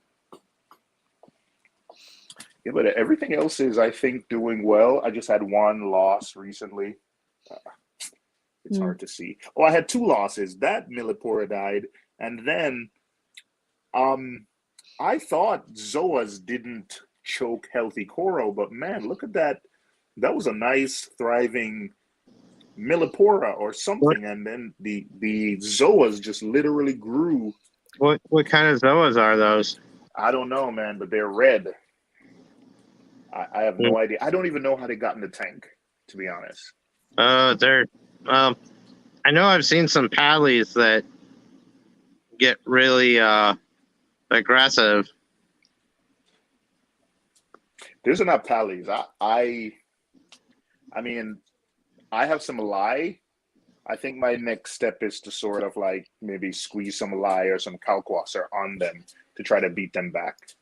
You know what else might work too is take because it's a pretty big spot there, is like either some coarse sand or some rubble rock and throw it on top of them. And they'll start to, because I used to do that with my Nirvanas when they got out of control, is throw stuff on them. And they'll detach off the rocks and grow onto the rubble, and then you could kind of remove them off a little easier. I see what you mean. Yeah, it's just gotten. I'm not happy about that, and I don't know if that's the same thing or just a different strain, but it's popped up in other places. Oh. Yeah. So, yeah, not cool. See, this is the thing about zoanthus and pallies. If you knew when you bought it what its growth habit was, and I mean, I understand that how well they grow will vary depending on their environment, right? But if you know something grows really, really fast when you buy it, then you place it appropriately, right? Like, especially if you really like it. I had that problem with Purple Monster. I guess Purple Monsters are actually pallies. At least mine looked like pallies. They got so big. And they completely climbed up the front of the aquascape in Mollywood at the time and obliterated everything that was above them. Then they got to the top of the cliff and they died. So I don't know if they died because they ran into the scrambled eggs and the scrambled eggs won the war. I have no idea. But man, if you knew ahead of time what they were going to do.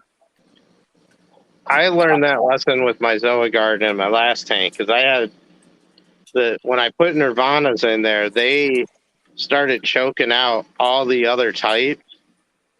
And I think my lesson learned from that was I need to rethink how I go about a Zoa garden. And I'm almost thinking of something like making like the same idea as like a Christmas tree where you got rock branches you could slide in and out. Oh yeah.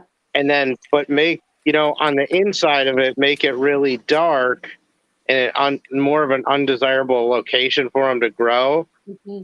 And then basically, like, if they start to overtake or something, just pull that whole branch out and put a different one in, and you put different types of zoas on different branches so they can all grow together, but they're on different rocks, so they can't span the gap. Mm-hmm. Hey, you showed something like that on a live stream once, I think, from one of the shows. Maybe it was Rap New York.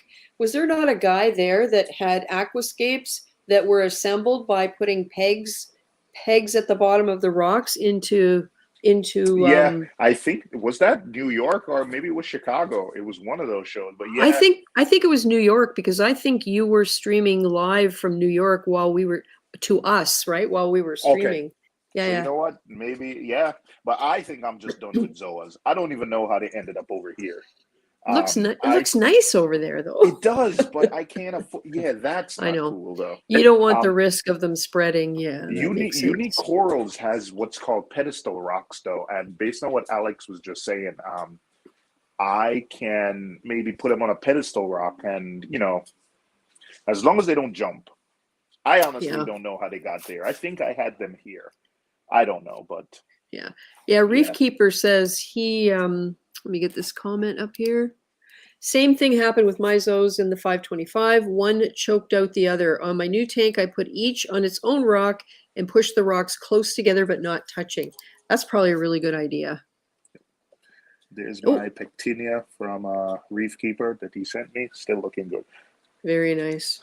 Still looking good. But so refreshing to see healthy looking corals.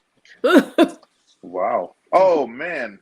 Thanks. I don't know if that's a dig at me or past me. No, that's a good thing for you. Oh, mine all look like crap.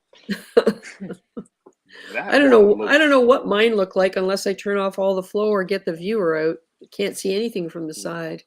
That one looks good. Like a lot of these didn't grow at all. They just spent a year just basing out, create this huge base. And one mistake I made was I just put everything close together. So it's gotten to the point where they're not even mini colonies yet. The bases are already touching. So it's so hard to avoid that though. It really is, especially in a small tank. Well, relatively small, right? Like this is a 350? 4 foot tank. Yeah. So it's a 4 foot tank. So I got creative and started cutting stuff off and just gluing stuff to the overflow. So I think there's like an Oregon tort somewhere. And then I just put rocks on the back. So instead of frag racks, I just put, rocks on the back and with magnets, my old Ecotech magnets and Tunzi magnets, and just, once they get big, then I'll decide where they go. Because, like some stuff is grown and like this is still only just encrusting the plug. That green one at the back there, that's gotten like a 4-inch base or something, but it hasn't grown any new branches. So I can't tell what is what. So I guess I'll just, put them on discs somewhere and have them grow. Yeah. And then decide where to put them. Yep. Yeah, but I think I like how everything's going for the most part. Yeah. Now, do you think some of it is not having to travel for work? And I mean, I know you've done a little bit of traveling for coral shows and stuff, but do you think it's being around your tank more that helps so that you can kind of, like I think what happens is you're away, you come back, there's something happening, you feel like you got to do something right away, and sometimes it's too much. But if you're there all the time, you might not see a sudden change, and so you tend to leave it alone, and it gets okay on its own. Like, I don't know, maybe I'm I right think out it's to lunch there, but no. I think in this instance, it's just me just leaving stuff alone. I think haven't changed lights, haven't messed around with pumps too much. It's just for me, it's just stability. So of course I get the urge, but you know, I my friends sort of talk me out of stuff. Just the other day, I was gonna upgrade my, you know, I'm using 2 Vectras, and I was gonna upgrade my return pump, and I was like, I talked myself out of it. So it's it's really stability. Yeah, it's really stability. I'm still an equipment junkie. Still got a bunch of equipment. Here's my calcium reactor, my hydros. So it's still the same DNA. It's just no major changes. Letting it do its thing. Mm-hmm. Cool. That's good. Glad to see it. Yeah. So I have that's my hydros. Utilizing it to its fullest. And that's my automatic tester. And all I'm doing is just a calcium reactor and calc. I've taken pretty much everything else off. I was running aminos and everything. I stopped that. So it's just kalkwasser and a calcium reactor, and no refugium, no anything. It's just a Clarice and skimmer and water changes. Yeah. Look at that skimmer cup. Do you have a drain on that? No, it just. Of course not. Yeah, it's just and then to prevent that would be like stinking, me. I just tip some kalkwasser in it. That's a tip I got from Greg, and it absolutely works. So every time I do a water change, because the tank is in my living room, and that thing can stink. Yeah, no kidding. So you just get a spoon of the kalkwasser powder and dump it in? Not even a spoon, just a little bit, just a little teaspoon, maybe teaspoon. Yeah, you can see the little bit of calc on the side. Yeah, but just a teaspoon. Okay. Yeah, that's cool. That's a cool idea. Yep. Wow. And it stops it from stinking. That has something to do with the pH. The science escapes me, but it works. Mm-hmm. And just Alex made me a little modification for my kalkwasser, and I have to say, Alex, it works. Nice. Yeah.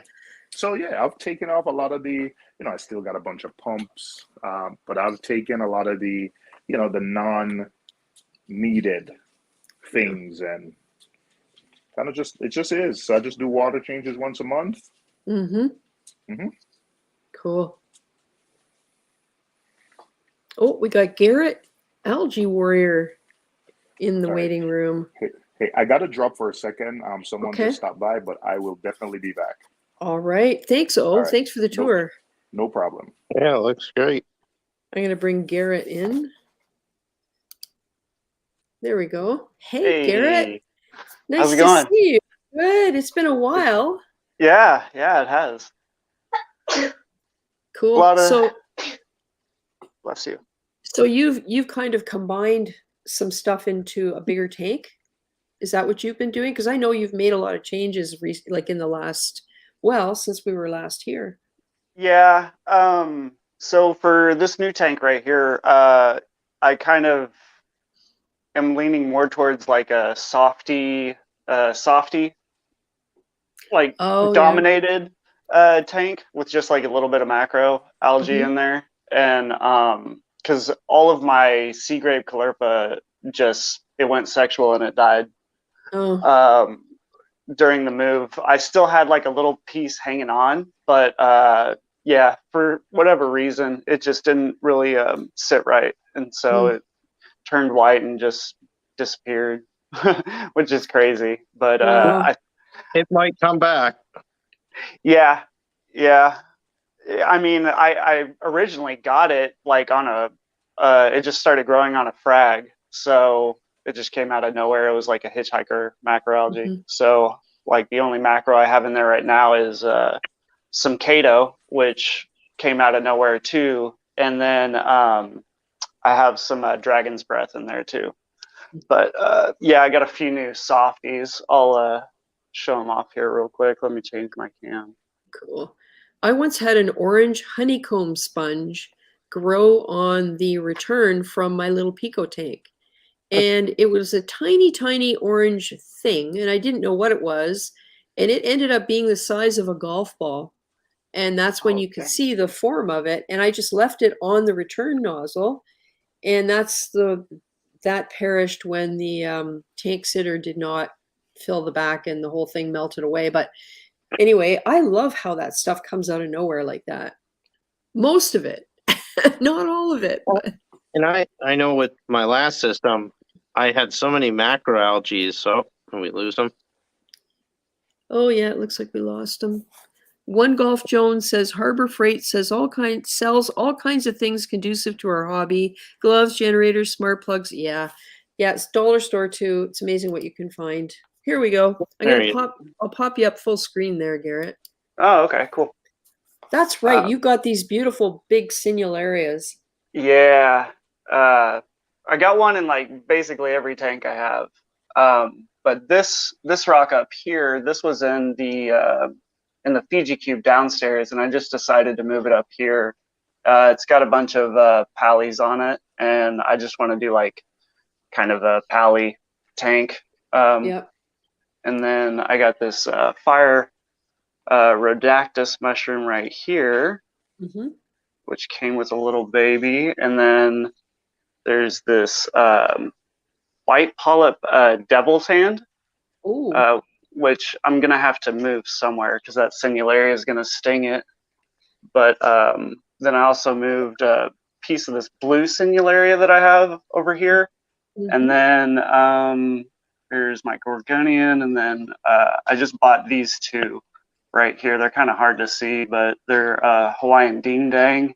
And then the other one's like it's a pally, but it's like bright green on the outside and orange on the inside, which is kind of cool. So yeah, so that's it. And then I got bubble algae mountain right here. But you know, it does have its own kind of beauty. I will say that. I mean, it's kind of cool. I mean, my mandarin's back there. It's just hanging out. Yeah. But And like, I also look at it as an algae scrubber.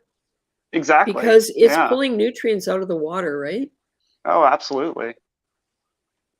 Yeah, I have like the elongated, like branching type that kind of, there's some down here too. It's my new conch that I just got yesterday, but love those things. Oh, here's some just floating around.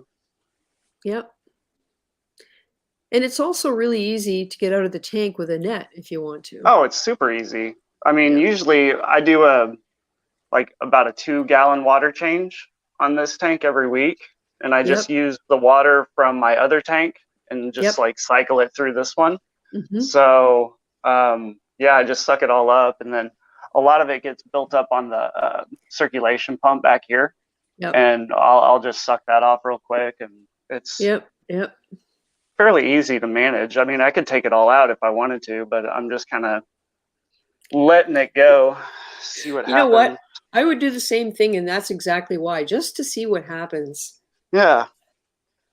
I mean, like, that's how I kind of just like let it go, and that's how I, saw that it was just like, smoking one day and releasing all of that into the water column, and which when I turn my skimmer on, it seems like it dies back a little bit, because I had some in the BioCube and then some in the Fiji Cube, and it seemed like the skimmer helped take it out a little bit. But I mean, just an observation.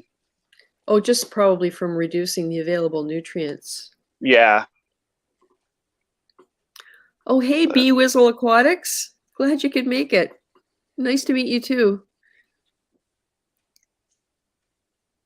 But yeah, for this tank, I'm just going to get a different hang on the back filter. I'm going with a C-Chem. But this one's going great.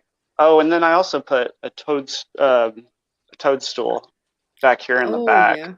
Yeah. This one wasn't doing very well in the Fiji Cube, and I think the Pygmy Angel might have been like making it mad or nipping at it. And so I just I put it in this one, and the polyps are out every day, all day. So Nice. it's happy there. The water looks nice and clear. Yeah. I mean, like, really, there's not much back here. I have like this like modified filter back here, and just some media in the chamber, and yeah, it usually stays pretty clear. I love how you've put your filter pad in there. It's like a little dam that the water Yeah, has it to go is. through. Yeah, I do that Yeah. beside my skimmer in Mollywood because there's a gap. So I get a small piece of filter pad and squeeze it up right into that gap. So whatever comes through the sock, through the skimmer, before it can go into the return chamber, it has to go through this pad. And you can't believe how filthy that thing gets. Oh yeah. I mean, I just changed this last week. It gets pretty bad. Yeah. And it'll, filter out some on here and on the sides too. So it really uses like the whole thing. Great idea. Thanks. And the other tank's still waking up, but I'll go down there and check it out.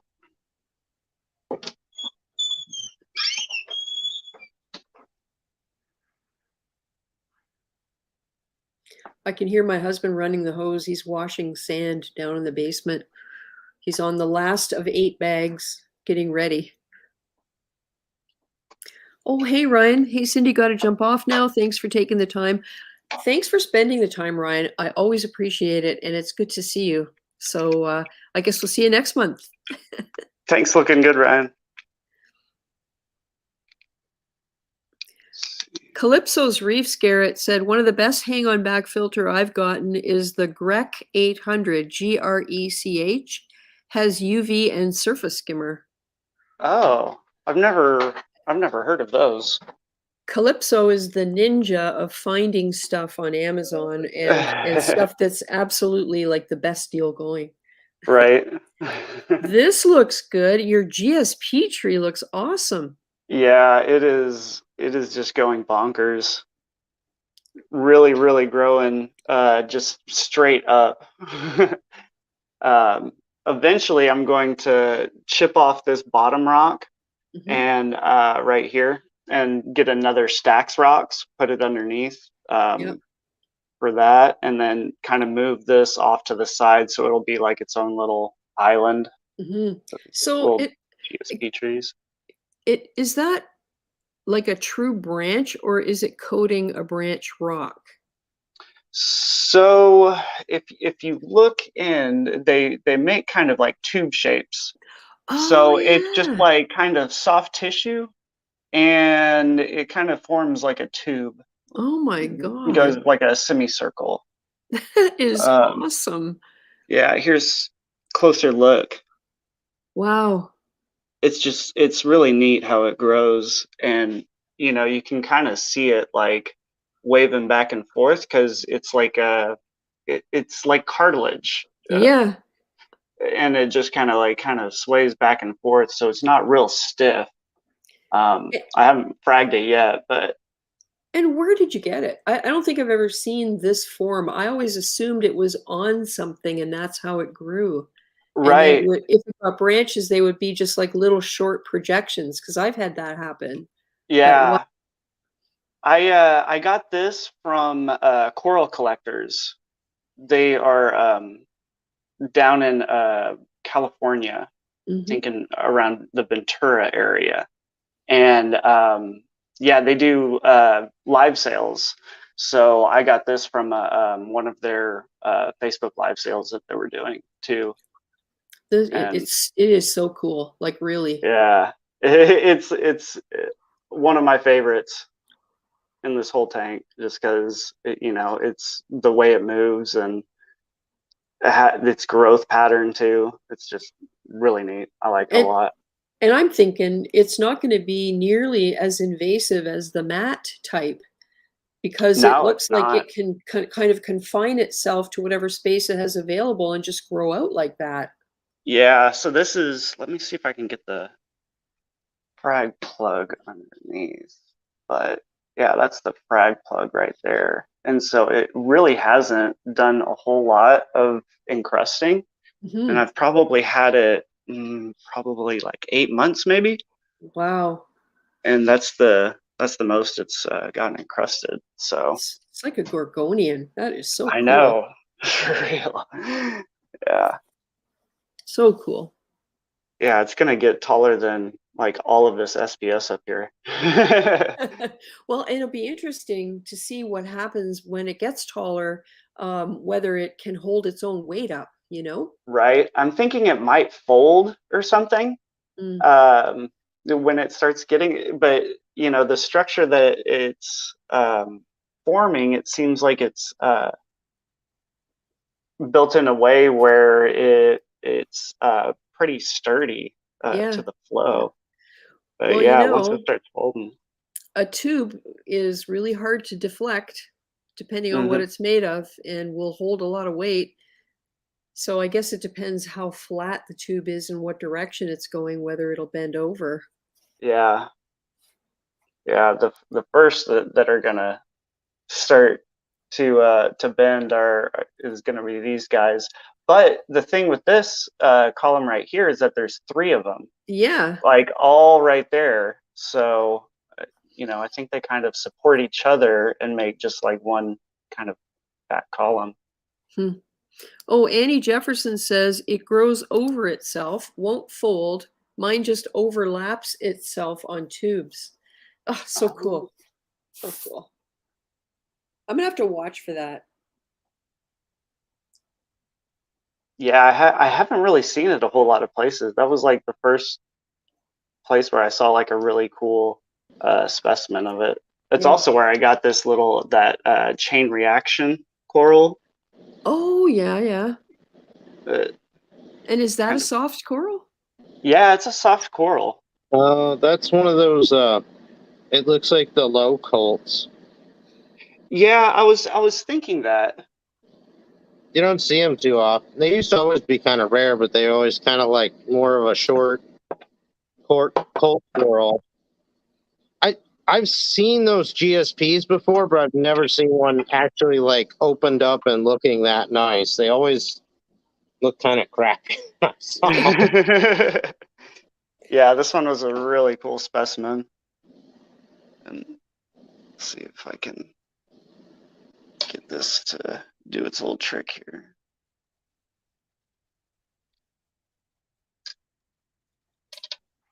I just love how it just like turns all white.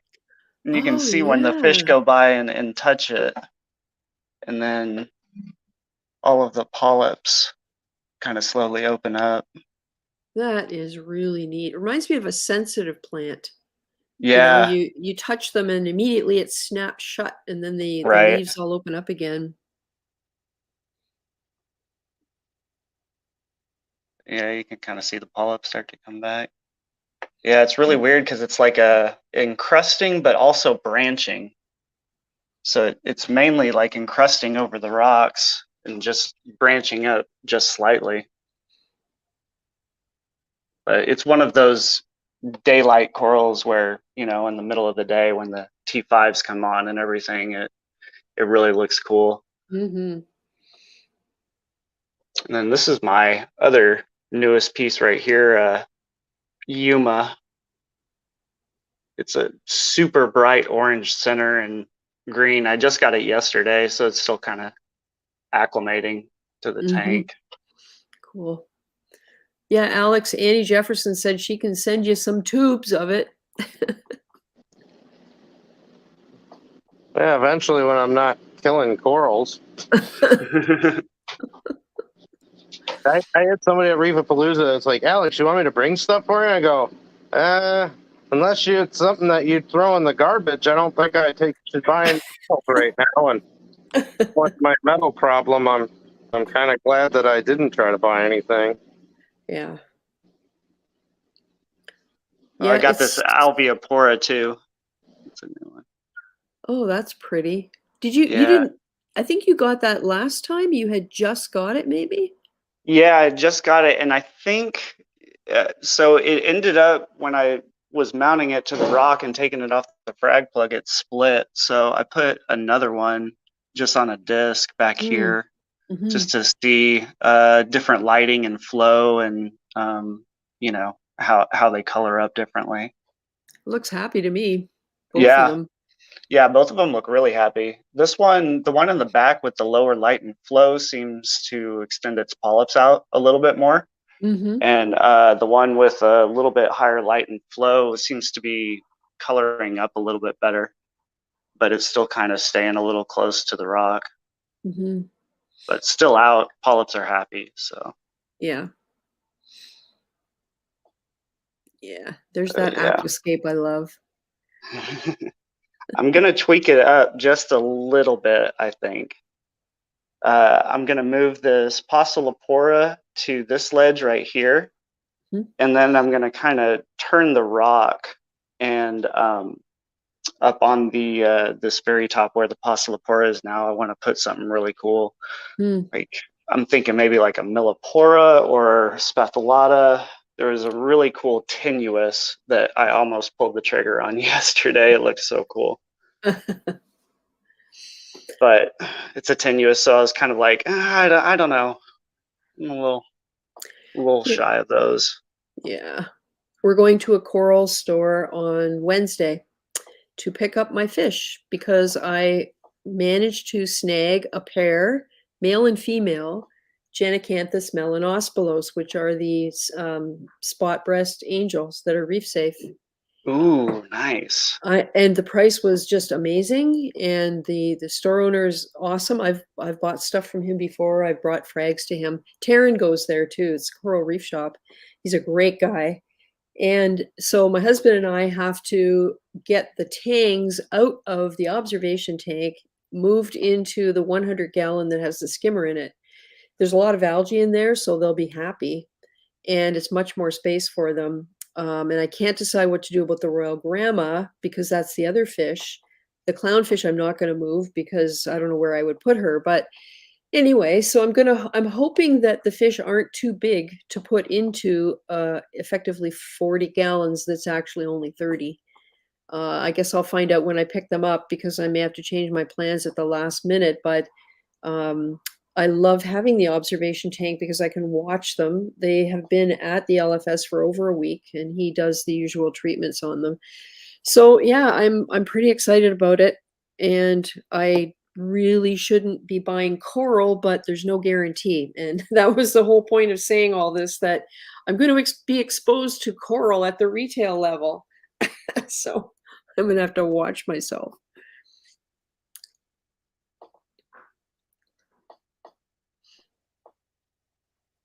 I've really tried to restrain myself from buying too much corals because, like, this is kind of, I'm at the point to where I'm kind of start to slow down or maybe even stop and kind of just go into grow out mode because this tank has pretty much been on like cruise control since I moved it. So I'm just gonna kind of go into that mode. And I think the other thing that happens is you want to buy coral because you want to buy coral. And that's what happens to me. Or I see something that's a super good deal and I can't resist, like three for so much. And so I end up buying coral that I shouldn't buy because A, I don't really know what it is, and B, it isn't something that's been on any kind of a list. So I need to learn and teach myself to make a list of things I want and get those things. And then if something comes along that I can't resist and I didn't know existed, then okay. But not buying stuff just because it's cheap. Like it's a really bad habit I have. I had that a lot when I first started. Yeah. I went on like a couple of like Worldwide Corals live sales, and I was just like, oh, that's a good deal. Oh, sweet, that's a good deal. Sweet, yeah, let's do that one. I know, right? You know, and it's. I've done that too. It's hard not to sometimes. Yep. I mean, it is, and you know, I feel like you're kind of like I know for myself that I've bought corals that I haven't really been like super thrilled about, but they were cool because I got a good deal on them. And then, you know, I end up like not liking them or putting them in another tank or trying to find, you know, someplace something else to do with them. Yeah. For my other hobby that I did for many, well, I still do it, but I have a yarn stash in my basement because I used to do design, knitwear design, and had a business for 10 years publishing a magazine, blah, blah, blah, right into the knitting. But the same thing happens. I would buy yarn because it's cheap. And the color that always goes on discount is gray because they always make gray, but not a lot of people buy gray. And I really like gray, but it looks awful on me. So I have all this gray yarn. I'm trying to use it up, but now it's working because I'm making my what I call stuffies, which are mittens that are lined with fluff, and they're gray, which people want. So I guess it worked out okay. But you know, Nice.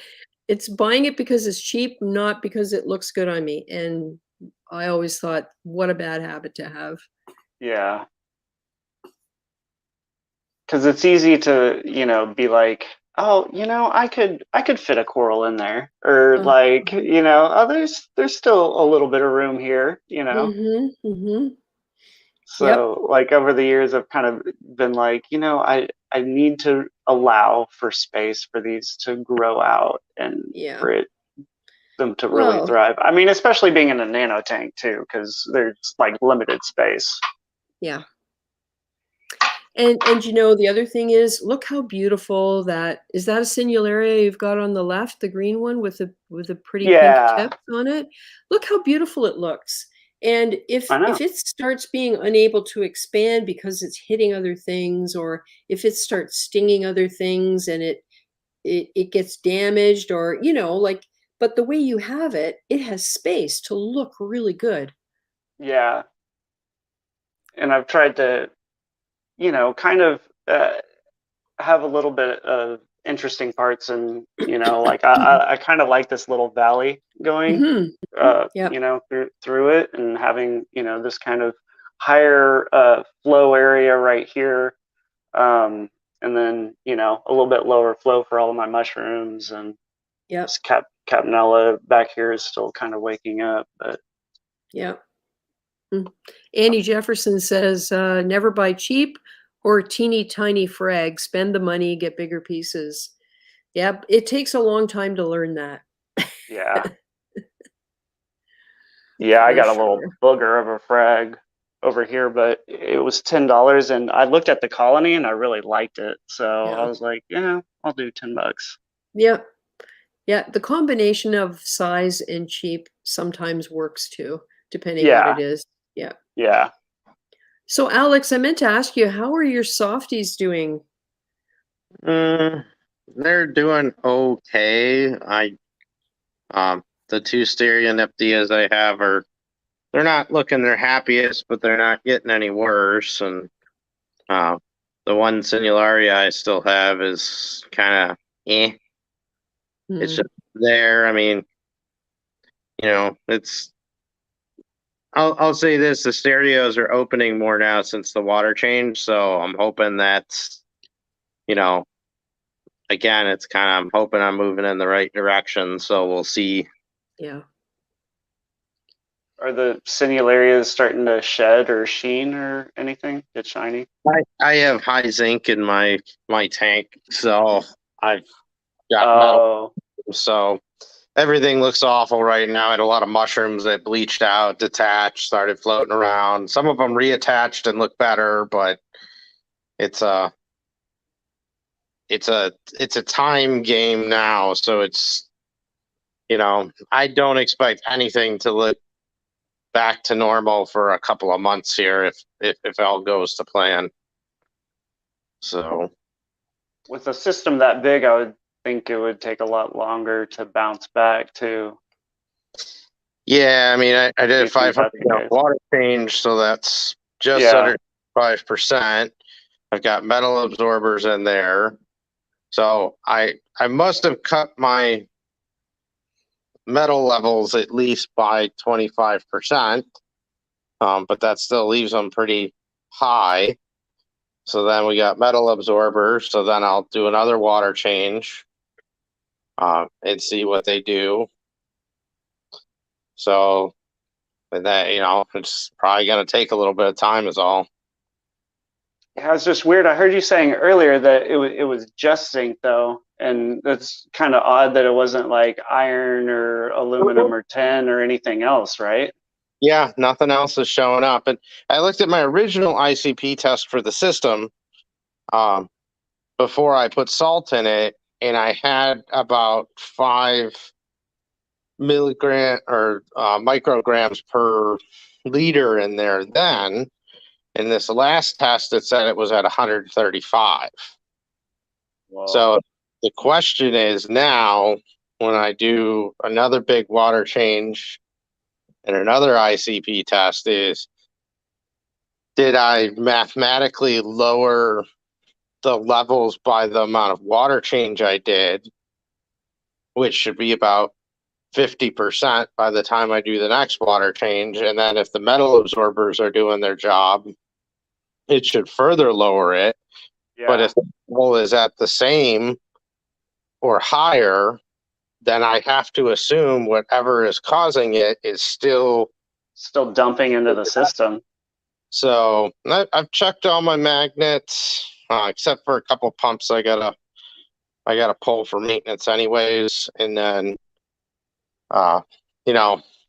it's just, it's a frustrating thing, but, it's just the way to go. So, but yeah, eventually I'll find out what it is. Yeah. And I'm sure you'll just patience it out and, just keep doing what you're doing. It's the hardest part of this because I'd really love to just jump in and do more, but as I was telling Cindy earlier, I was looking at a bunch of different metal absorbers, which I'm like, as much as I'd like to do that, I think I need to wait.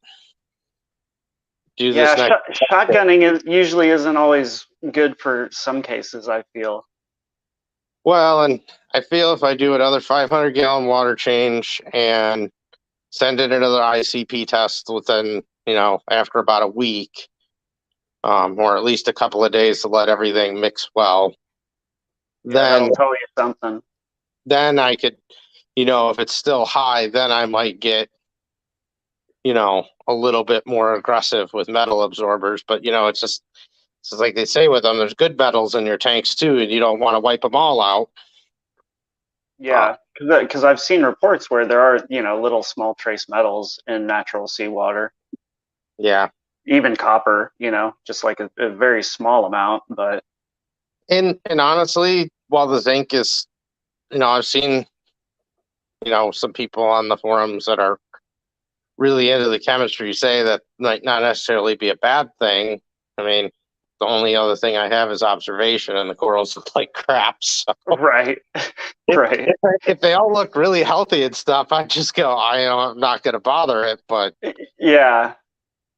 Well, we'll see. This next water change too. It's it'll take about 5 days to do it. So. Jeez. I couldn't even imagine a 500-gallon water change. I mean, here I'm managing 60 gallons of water or something like that, but that's crazy. Yeah, it's just you gotta wait for the RO unit. Yeah. When the RO unit's done, then you gotta. I slowly mix because you don't want to dump. You can't just dump 500 gallons of salt mix in because that would be bad. Oh, man. Dump in 50, 60 gallons at a time, let it clear up, do it again. Yeah. It gets hard when you get down to you got the salinity at like 2.3 and you're like, all right, how much is it going to take to get it to 2.5 or 2.6? Yeah, and then when you're getting there, you add salt and wait 30 minutes to an hour to see where it goes. Yeah. Overshooting is not a good thing there. Have you tried like weighing it out and like seeing what the weight of the salt that you need? I think I might do that next time. But at the same time, too, it's a little. I think there's it all doesn't always mix up evenly in the containers, so sometimes you get a little variation. But at least I can get close. I know now roughly how much I need, so I can be pretty aggressive with the first, 3/4 of salt I put in. Right. Hey, Metro Cat, nice to see you. Metro Cat says Continuum Aquatics Power Cleanse HM is a resin that takes out metals. And Reefkeeper says my 58-gallon had high zinc. Discovered it was coming from my DIY lid corroding. Brightwell Pureit and a couple water changes turned it around. Oh, hey, Alan, ATF in the house. Glad you can make it. Yeah. Did someone throw in the chat what that first one that Metro Cat said? Yep, I can pop it up here. Continuum Aquatics Power Cleanse HM. It takes out metals. So I'm assuming you'd have to, as you were discussing earlier, you wouldn't want to remove all the metals. Yeah, and there's a number of different products out there, and I'm just, every one time I get a new one, it's just something to look at. Yeah. Hey, Adrian Mitchell. Glad you could come today. Yeah, and Metro Cat says Brightwell Pureit works as well. Yeah. I've tried Brightwell Pureit. That does work. That's on my radar too. Yeah. One at a time. Yeah. That's the hardest part of this is just wait. Yeah. Yep. You can't it's like trying to steer a cruise ship with a rowing oar. It takes a long Yeah. Oh yeah. Oh hey, do you want to see some reefing reality that I ran into this week? I told you about this, Alex, with the powerheads. Ooh, I have one too. Go ahead. So here we go. Let me see if I can find. I downloaded the video. There we go. I will share it. So this happened. Share. Hang on a minute. Gotta do the right thing. Video file. Okay. It's been a while since I've done this. Recent. Here we go.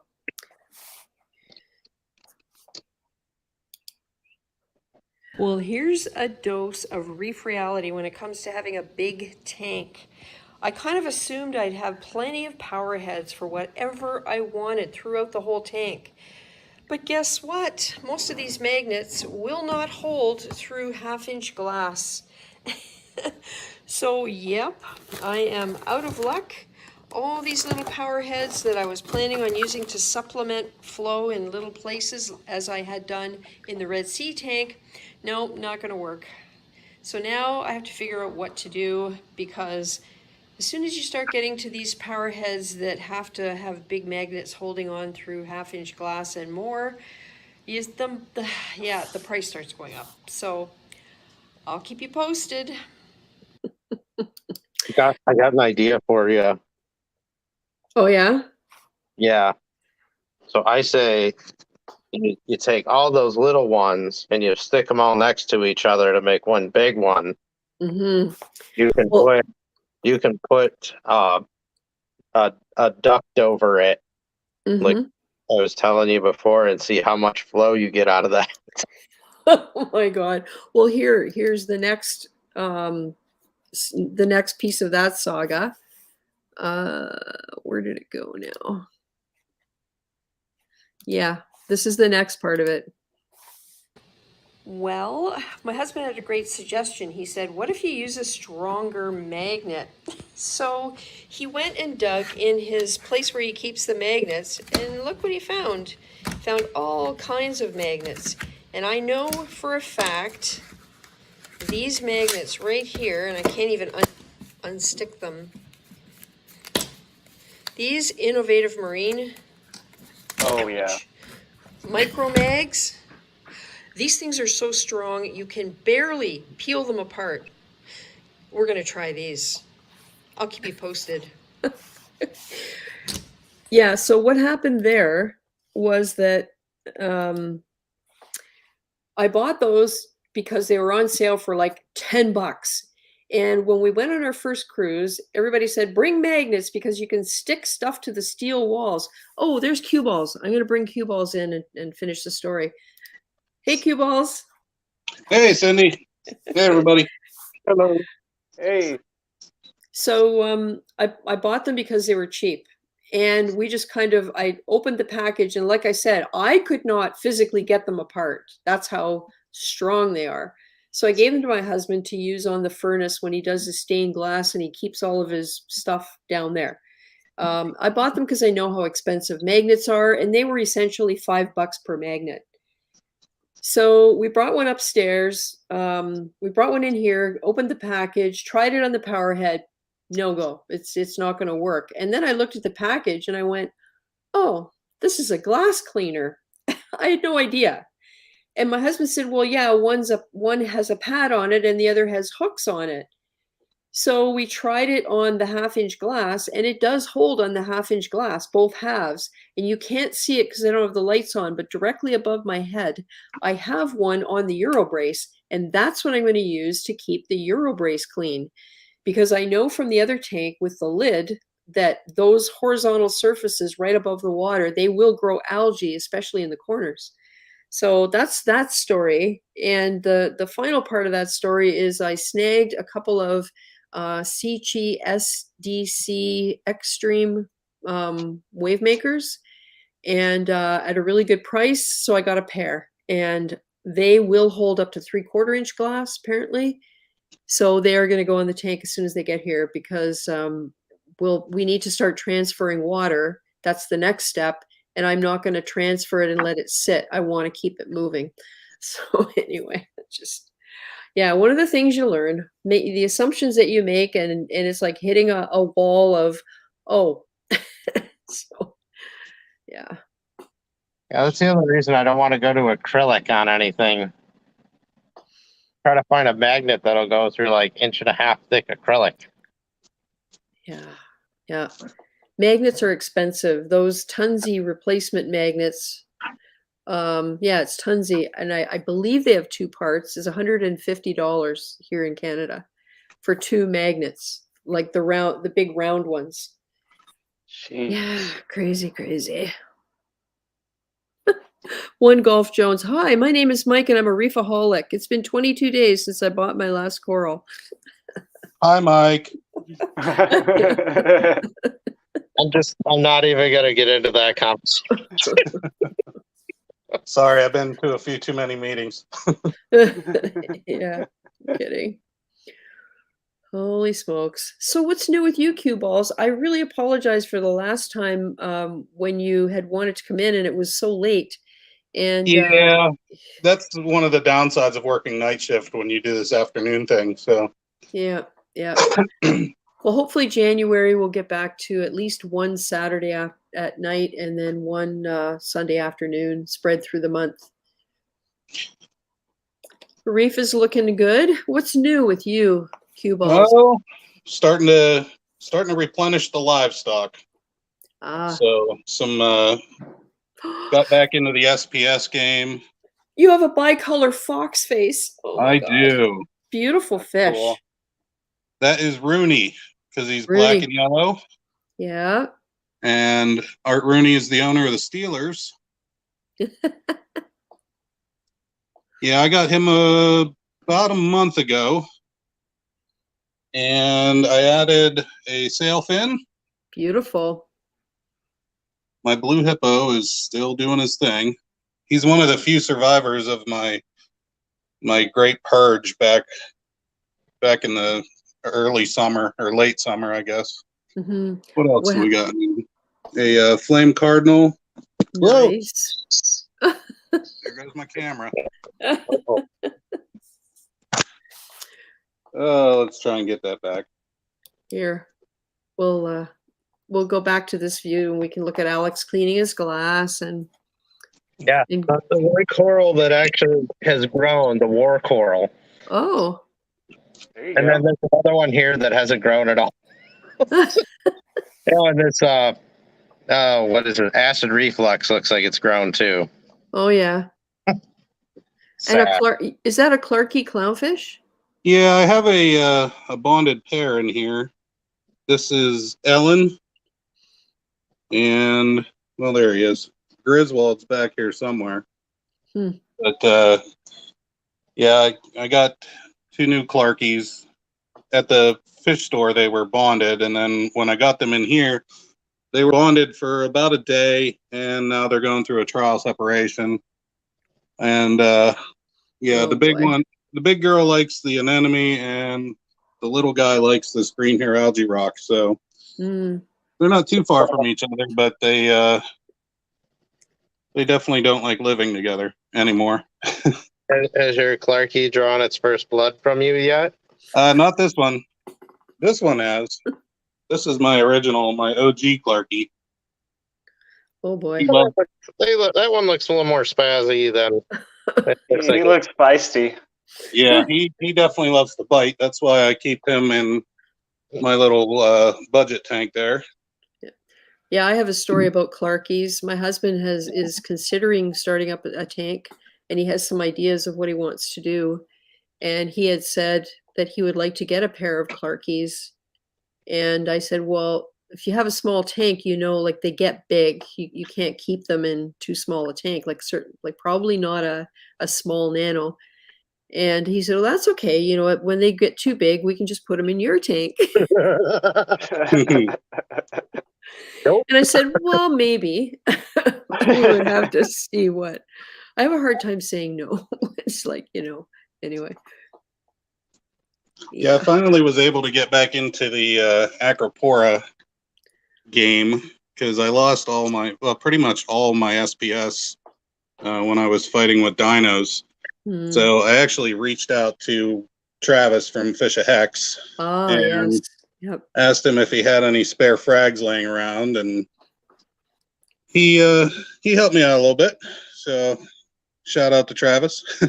Yep. But yeah, finally started getting back into it, and everything seems to be doing well. Can't complain. Yeah. So you finally overcame the dinos. Is that what contributed to all of the problem, like the fish and everything else? Or? I think I had 2 different things going on. Because dinos wiped out most of my coral, and then I got dinos under control, and a couple months later, I went from 24 fish down to 4 in a span of about 8 weeks. So I think it was velvet. I'm pretty much convinced it was velvet. But I have a few survivors. That chromie right there survived. My blue hippo, my yellow watchman goby, and somewhere in here there's a firefish that's hiding. Oh yeah, there he is. There he is. Those were my only 4 survivors of the Great Purge. So, wow. Unfortunately, I was starting all over again. I just worked up the nerve in October to start adding fish back in. So, yeah, it's hard after something like that. Yeah. ATF in the house is asking, anyone nearby southwestern Connecticut? I don't want to throw out corals as I clean up this mess of a leaking tank. And he said today, tonight, or tomorrow, I'm going to move some stuff into a vat. And yeah, Alan, I got your pictures. He has a large vat that he's turning into a tank. Yeah, I'm assuming storage. Oh, Adrian has a question, and I've run into this. How do you clean white, foggy glass? It's not calcium buildup. Razor blade isn't cleaning it. Looking like stains. Tried vinegar, not working. Adrian, if there's no water in the tank, you can look up. There's a powder that gets used to polish jewelry. I can't remember the name of it. I had the same problem. So I take it it's an empty tank. If it's empty, yeah. So something else you could do that I found, because we've used it for hard water stains, mixing vinegar and a little, mostly baking soda and water with a little bit of vinegar. That will scrub off any hard water staining. If it's hard water. Yeah. When I had the Red Sea tank and I was using Elimifos Rapid, which the main ingredient is lanthanum chloride. So Adrian, I don't know whether this is a new tank or a tank that you bought used from somebody, or whether you've had the tank for a while so you know its history. But lanthanum chloride apparently will create foggy white stains on low iron glass, because low iron glass is just a little bit softer than regular glass. And that's one of the reasons I didn't get low iron glass for my new tank. So there is a powder you can get that you can use to scrub it off, if that's what it is, if it's not water stains or stains from hard water. And it takes a lot of elbow grease, and there's a thing you can get to use this powder. I looked into it, but at the time my tank was running, it was sold, and I had like a day after it was empty before they were coming to pick it up, and I had no time to clean it off. But it was exactly like that. It was a white foggy stain right along the water line. It's really weird. Yeah, the other thing I'd say too is, I mean, when it's empty, you'll see it, but when it's filled up and there's water on it, a lot of times it's hard to see that. Yeah, it disappears. Yeah, it'll still be there, but you'll never really notice it unless you look like super close. Yeah. Plus, the other test you can do is, if you can run your finger over it, if you can feel it, you might be able to remove it with some sort of a combination, like Alex was talking about, baking soda, water, and vinegar. Okay, but here's the thing: don't shake the bottle. Yeah, we'll get a little bit. Usually, what I was doing is I just take the baking soda and kind of get a little water, and then spray the vinegar onto the glass surface. We started using it for our glass shower doors. It works. Oh really yeah.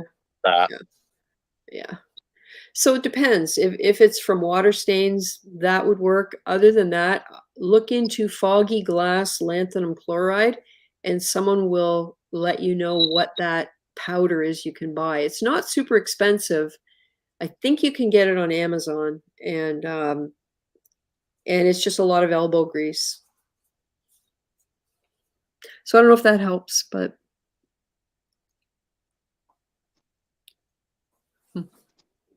looking nice, cue balls. What lights have you got on here again? Kessel A360WEs, the tuna blues. Nice.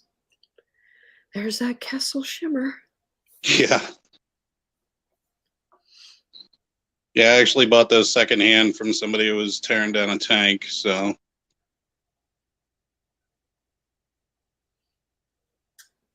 All the best deals are locals. Yeah. Tank shutdowns and everything. Yeah. I found some of the best deals locally through my local society. Yeah. Yeah, I really couldn't pass them up. They were $200 a piece, so. Oh boy. Sold. Yep. Yeah, I'm pretty shocked at the price of Kessels on sale right now. Here, they hover around 500 for the can style. It's just, it blows my mind.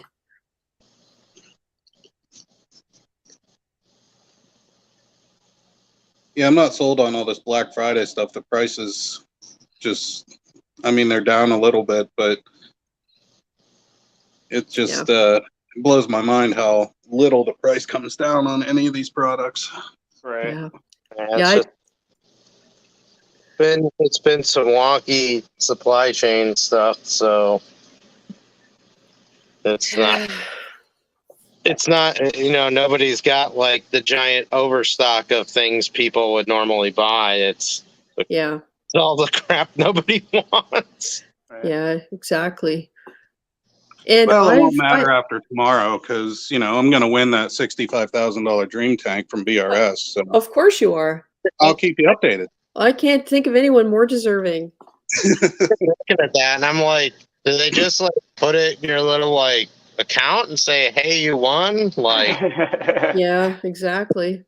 I could never catch it because I was working when they'd have their streams, and I'm like, well, this is all this cool stuff they're giving away, and I had done a couple little orders, and I'm like, all right, well, they didn't send me a letter saying any.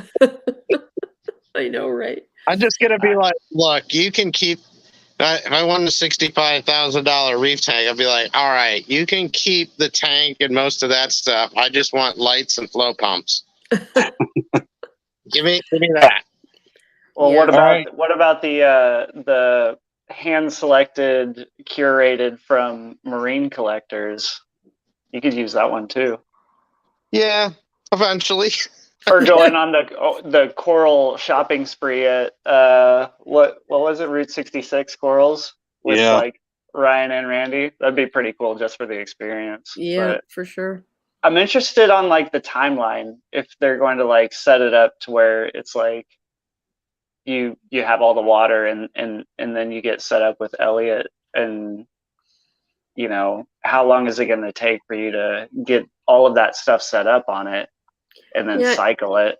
Yeah, realistically, I would imagine they have to give it about a year to fully play out if you do things properly. I mean, now I say that because I'm not a believer in quick cycle and dump the stuff in. I know there's all kinds of opinions and experiences, but I've always had success taking my time. So I guess, you know, it depends on that. The one thing I worry about with that, Cindy, is what if you get some brand new, you know, I've had a saltwater tank for 6 week type person that has no idea how to quick cycle that. Yeah. And even if they wanted to, you know, if Ryan and Randy showed up at their house and set up the entire thing and said, "Here you go," they don't have the experience to learn how to use all that equipment. So that was something that I was commenting on a post about. You know, I hope they're giving away $65,000 worth of experience with this. Yeah, there's right. I think there's going to probably have to be support, coaching, mentoring offered when it comes to that, because otherwise, what a waste. Yeah, especially when it comes to the fish and the coral. Yeah. Oh yeah. I mean, sometimes, you know, for a 6-month reefer, I know at 6 months, I didn't know when a coral looked really mad or you know, pissed off or whatever, or if a fish was sick or, you know, acting aggressively and stuff. That kind of took time to learn. So yeah, experience. I mean, hey, Mark Teffer's here. Hi, Mark. Yeah, it's so true. Well, you know how much I love Amazon, and I do a lot of shopping at Amazon. Well, the last month or so, I have bought nothing at Amazon because I look at the prices and they're jacked. They're so high. And when I check with Home Depot or Rona or Walmart or any of the local stores that still ship, the prices are actually about a third for some of the things I've been looking for compared to Amazon prices. And you gotta laugh when there's a product that I was looking at and I thought, oh, you know, I might want to try that. Well, it has to be shipped from the US and the product costs $45 Canadian and the shipping was $137. Like, are they having a laugh? Like, really? It's just crazy. Well, working in transportation, I know those loads going to Canada are very spendy, and there's a lot of extra, you know, clearance that you have to get and going through the border. But yeah, that's it's funny because Amazon will, you know, have like really good prices on some things and not on others, just so you'll just have an all-in-one stop to where you can just, you know, buy all your things. Yeah. Or if you really, really, really want it, we'll ship it to you for $137. How much do you want this? When I ordered my HDPE water storage containers, my doorway tanks. That was the one thing. Like I was trying to look and see where was the closer place, because the shipping is just so high, because it's like, well, I'm getting one pallet. Didn't matter. I was buying two tanks. Like the shipping charge was the shipping charge, regardless of one or two tanks. So that's why the one that manufactured locally, they wanted a 30-minute drive for me. They wanted to charge $300 to have it delivered, and that was like 7 years ago. So yeah, it's expensive.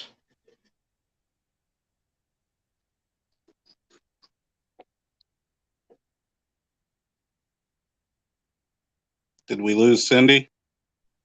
I don't know. Cindy? Hello. I'm back. Oh, there you Sorry. are. Took the opportunity to excuse myself for a minute. You were checking on the tank, weren't you? I was. Yeah, here, let's do the four-way thing here. Yep, it's still there. I don't know about you, but I was watching your video last night and my blood pressure was going through the roof, so I can't imagine what yours was doing.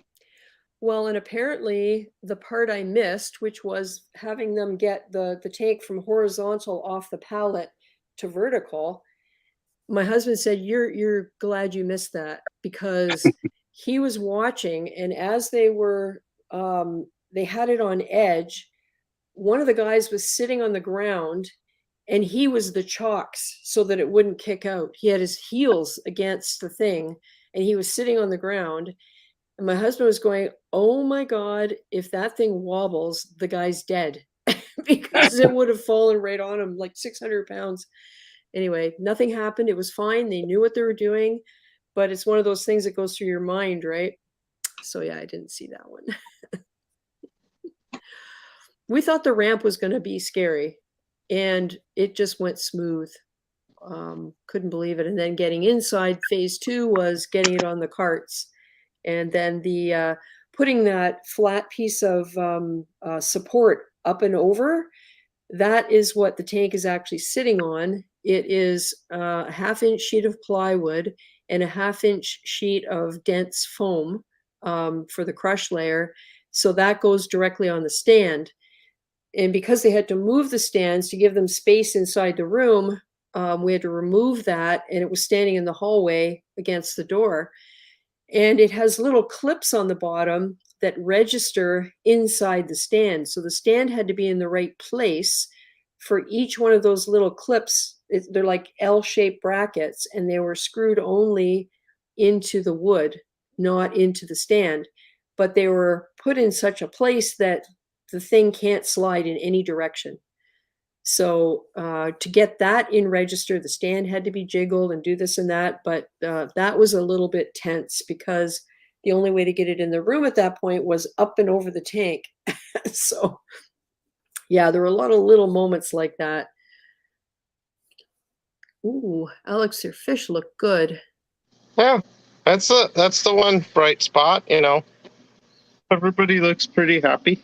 Yep. Well, The puffer. Just fed him. He just had like a half a shrimp. So. Ooh. So he's going to digest. Tail and all.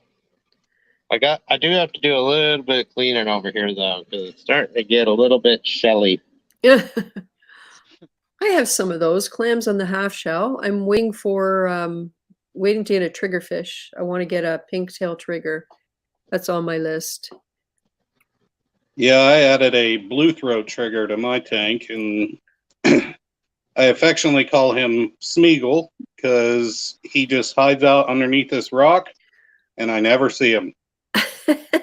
I had a blue throat in this tank for one day, and then it disappeared, and I never found it. Oh no!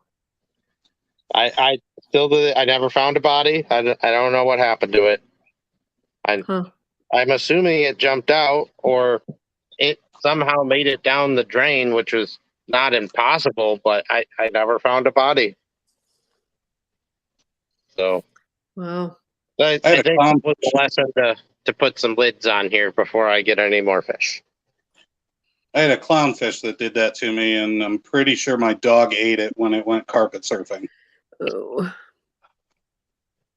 So yeah, I got it. If it made it through this 1.5-inch line back there and made it all the way around the room, which is like a 50-foot line, and then in here, I mean, it technically could survive in there, but I've never seen it.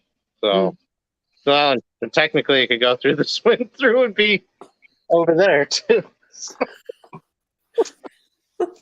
Oh my God. Yeah.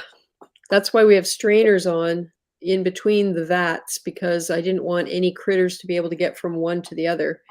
And it's going to be interesting when I've got the full overflow going. There'll be 2 drains going down, and we don't know whether we'll have to take those strainers off because we think the flow might be too slow with the strainers on. So, we were talking about pumps and turnover and GPH and all this kind of thing.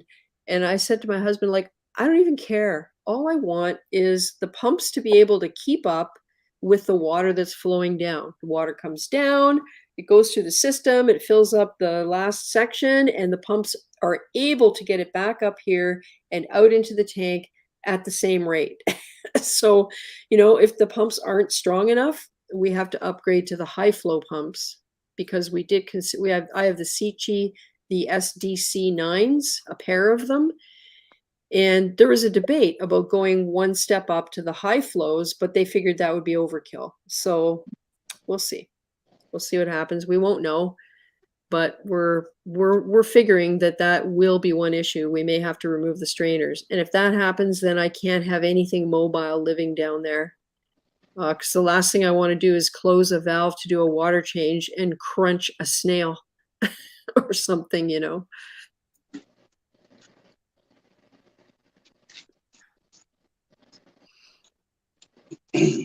Yep. Algae Warrior Garrett, the Herm 14 says your corals are looking good. Oh, thanks, Herm. Yeah. Yeah. Yeah, I just noticed that a piece of bird's nest got chipped off. I guess something hit it or something, but Oh yeah. Frag. new frag. And it's a decent size. I got plenty of bird's nests, so I'm not really that worried about it. It's kind of the course of nature. Mark Teffer has a question. Random, anyone know if you can get the ballast cord and lamp end for aqua ultraviolet sterilizers? I do not know. Most of these things have parts available. Ballast cord. Check the manufacturer website. A lot of them will have that stuff. You just gotta do a little bit of hunting for it. Oh. Yep. Cool. How's everybody like my little mascot? Krabby the crab. I like him. It's a dog toy. But those pink legs, orange legs, oh, do they ever glow under the blue light? What is that? The right side of that tank's supposed to be sagging down like that? What, you mean on that slight 10-degree angle? Like that? Towards the side that doesn't have the edge of the tank right on the stud wall underneath? That one? I was trying to get you to look back and just be like, what? No. You haven't lived with my husband for 44 years. I'm used to that. So much so that when he came in from the garage that day and he said, yeah, the tank isn't the right size, I went off. It is. But no, he wasn't kidding, for a change. Yeah.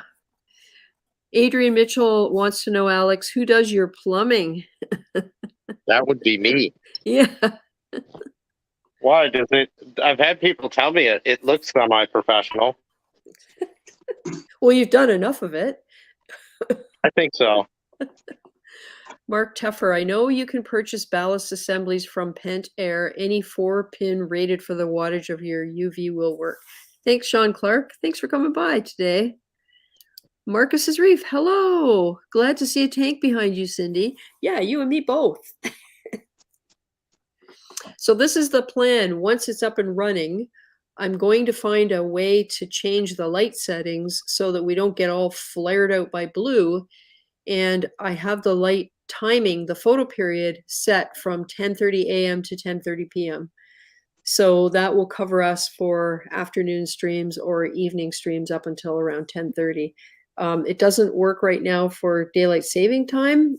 And I have to remove the shroud that's covering all the wires to change the digital timers in order to do that. And I don't feel like it. So it's going to stay the way it is until I feel like, until the next daylight savings time, because in a couple months, it'll just go back to normal. It'll all be good. You know what you should do on that and for the lighting, instead of having those adjustable, adjusting the lights, you should just buy like a big giant piece of that clear orange plastic and almost make it like a roller plate so you could just pull it down and then you're not messing with the coral lighting. Oh my God, a 4x8 filter. Well, I'm not 4x8, but it wouldn't take much. Yeah, that's actually a really good idea. Something I could put right across the front because that's really all you would see. But you'd still have the lights above it. But I will say I do need my phone clip with the orange lens if I want to take a picture of this room when the lights are on, because you've seen probably pictures on Instagram or maybe in a video if you've been following along, and it's like so blue, you just can't even see anything. So I started putting the clip on with the filter lens because it just makes so much more sense. Yeah. Yeah, it was like you had a blue sun in your room, like right in the middle. I know. You should see it from outside. Oh, I bet it glows. We don't need Christmas lights as long as you like blue, right? Yeah. Yeah. It's the all year round color. Mm-hmm. Yeah, I wonder how many cops are going to show up at your house wondering what you're growing. Mm-hmm. Oh, and none of the neighbors will call in because they know. And I'm sure everybody was watching on Tuesday when everything was going down here. Of course, the neighbor across the street the next day texted my husband. They've become golfing buddies, all of these guys around here. So they all have each other's numbers. And he said, "Hey, I just bought a fishing pole. When can I come over?" So my husband said, "Well, it depends on what you catch. You can come over once we have fish, but it'll cost you anywhere between $75 and $400, depending what you catch, right?" No overhead on that? Come on. Yeah, right. Maintenance, boarding. You just be like, I'll tell you what, for $10,000, you can come over and fish. Yeah. Catch and release only. Yep, that's right. And that's Well, books. I hope I don't have to resort to anything like that for catching any of the fish to get them out, because it's not going to be easy in that 150.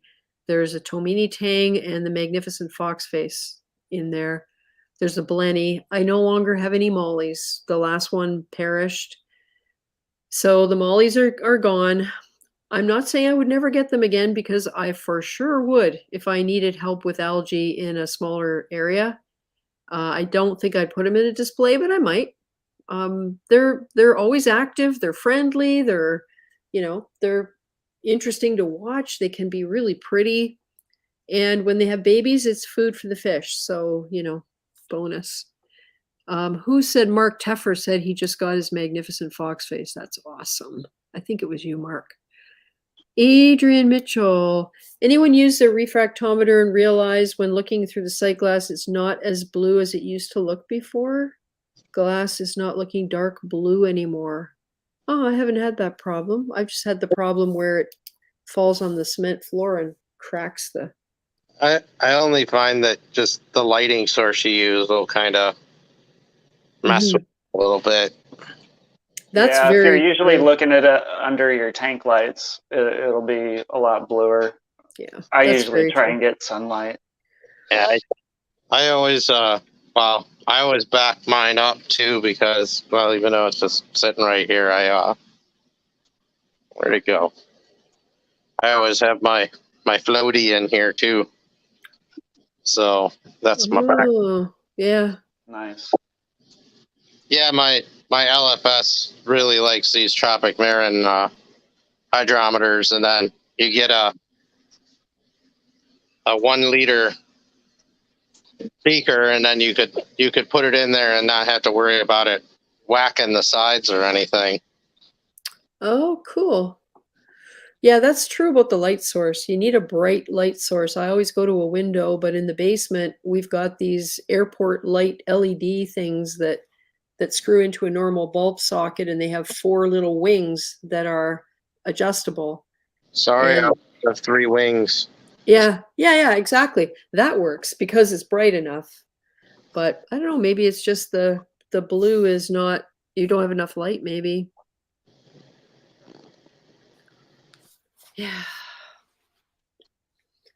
Oh, I got a reefing reality story. Oh, for okay. you. Yep. So I left the 50-gallon cube at the other house when I moved, and when I went in to go check up on it, because she had been complaining about the alarm going off for it being low temperature, I'm like, well, you know, you can just hit a button and it'll go off for a little bit, but you need to get another heater in there. So when I went over there, I found that the controller had been completely unplugged. Oh. And I don't know how many days, but this was the tank with just all the sinularia, like my main mother colony and a whole bunch of different frags in it. All of them were bent over, like looking terrible. And my 6 line was in there too. And so I plugged the heater back in just to see where the temperature was at. And it was at 53 degrees. Oh my God, you're kidding. No. I was completely shocked. So, yeah, turned everything back on and, you know, tried to get it more up to temperature as soon as possible. And I was like, there's no way anything made this. And go back the next day, and the 6 lines just swimming around like nothing ever happened. Like, I was amazed that, because I don't know how long it was like that, because I hadn't been over there for a few days. So, you know, I don't know how many days that this tank was going without heat, because it was all the way down to 53, which was basically the room temperature in the basement. Wow. So, yeah, all the sinularias died. They turned black a few days later, and pretty much all of them died. A few frags remained, but I moved the 6 line to the BioCube, and yeah, and there was also an emerald crab that made it too. But yeah, all the animals are in the BioCube now, so it was tough to see. They're living creatures, like, yeah. And just, you know, something just, because it has a 300 watt heater in it, so it's a pretty decent size, you know, amount of heat that's going to it. But there was a cold snap, and it got really cold really fast, and it just wasn't able to keep up. So yeah, I got 2 more heaters in it now. So I just saw a YouTube video of a guy in Michigan that's got like a 3,000 gallon, and I don't know if it was his heater temperature controller, but whatever his temp controller was, it went out. So it just stopped turning the heater on, and I think his tank got down into the 60s, because I guess he said there's a ton of their fish were just missing. And when the temp came back up, good majority of them came back out and made it through. But yeah, the redundant temperature controller is a very, very good thing to have. Yep. Yeah. Well, mine didn't do any good at all because it was unplugged, but yeah. Yeah, that doesn't help. Yeah, that's one of the things I'm going to use my hydros for, I think, is the temperature probe as a backup to the Inkbird temperature probe that's up in the top. And if the temperature starts getting too high, or if it goes outside of range, then I'll probably just get it to send me an alarm and hope that I'm home when it happens. I'm home most of the time, and if I'm not home, I'm not gone for long. So, yeah. I have mine set. My Apex is set up with the Ranco controller plugged into it. So if the tank gets too hot, the Apex will shut off the heater as a redundant over temp. But I don't have a specific low temp protection. But then again, I mean, I got with an insulated basement and this much water, it takes a long time to cool off. Yeah. The lowest our basement got last winter was 73. And it's because of the insulation. It's a new house. It's super high energy efficient, whatever. So 73, and right now it's hovering around 75. Just because we've changed a couple of the things we've got set up there. So yeah, that house was built in like 1870, so wow. Insulation is not that great. Yeah. Yep. Still see old knob and tube wirings in there too. Yeah, that's never good. Right. Oh, that sailfin is beautiful. She's a ham. Oh, playing with a puppy. I forget what your dog's name is, Alex. Is it Emo? This is Kylo. Kylo. Jake? Yes, good boy. Now, Cindy, you get massive bonus points if you know why his dog's name is Kylo and who Kylo is. I don't know that. Oh. Too much of a Trekkie. No, I was a kid. I haven't really kept up with what's going on in between, but I remember all those original. I know what the red shirt reference is. Oh, okay. We'll give you half points for that. It depends, because red shirts don't mean the same thing that they used to. Oh, really? What is a red shirt for? Well, red shirt was always whoever was wearing the red shirt when they went down to the planet was the one who wasn't going to survive whatever was going on the planet. Yeah. Yeah, it was always the guys in the red shirts who weren't coming back. That is not the case anymore. Is that right? Red shirts are command. Okay. They used to be engineers. Yeah. The 1960s one, I don't think they really thought that much about it. Reefgrrl has redefined living room. Most of the space in that room is going to be alive. Yeah, hopefully. Do you have a space for like a couch or something in there, or is it just your desk? Right behind the door is enough room for a really comfy chair. Nice. And I have a footstool that goes with it that I bought at an auction for like really super cheap because it was ugly. And I know what those things are. The pad that goes on top of it still has the original horsehair in it, from 100 years ago. Oh, yeah. So this summer, my plan was to take it out on the patio to take it apart because who knows what's in it. I don't really want it in the house until I actually get it apart. And I have fabric that matches the chair that I can recover it. So there's going to be a footstool in front of my chair, and there's space under the stand to stash the footstool. And if I need to maneuver around, the chair's really easy to like it's on an angle, so I can move it flat against the wall to give me space around that corner. I'm quite surprised it fit because it's quite a big, comfy chair. It used to be it was my chair, then it was the dog's chair for about 10 years. And my sister does reupholstery just as a hobby. So I asked her if it was worth reupholstering, and so she did it for me. And yeah, I really like it. So I'm looking forward to it because it's a great vantage point. You can look to the left and look out on the street and look to the right and straight ahead and see the tank. So once it's up and running, how much of your time are you going to spend in that room? Probably all of the day. Yeah, probably all of my time. Whatever time I spend not working on the tank. If, like, for example, if I was going to do some knitting or watch my iPad, watch TV or whatever on my iPad. I never watch TV. I just watch whatever content on the iPad. Then I'll sit in here instead of in the living room, and have my, table, whatever, to set a coffee or tea on. Yeah. Nice. Yep. That's all you need. Nice sanctuary. Yeah. Right by the front door. So when the deliveries come, I can be right there. Yep. LT trash can.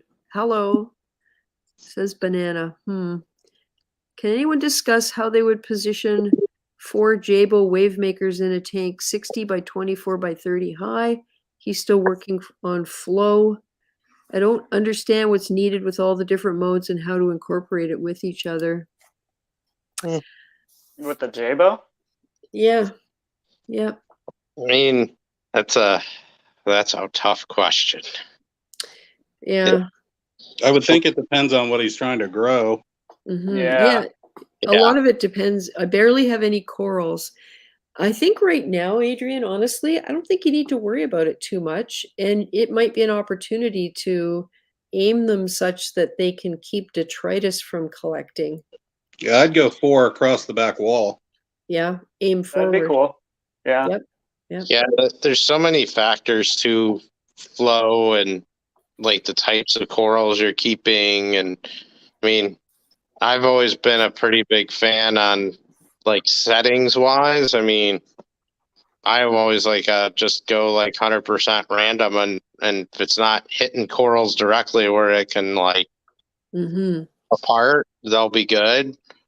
But I mean, set it up how you think you want it, and then see how everything does, and then you just slowly change it. I mean, the back wall thing's not a bad way. I mean, put them in 4 corners. I mean, it's like limitless possibilities. And it depends how you have it set up. If it's as a peninsula, that adds another factor. Is it bare bottom? Yep. Yeah, what's the rock structure look like? That's another big one, because depending on the rock structure in the tank, that will greatly affect how water circulates through the tank. Yeah. Yeah, with no corals in there at all, it's a great time to play around with different,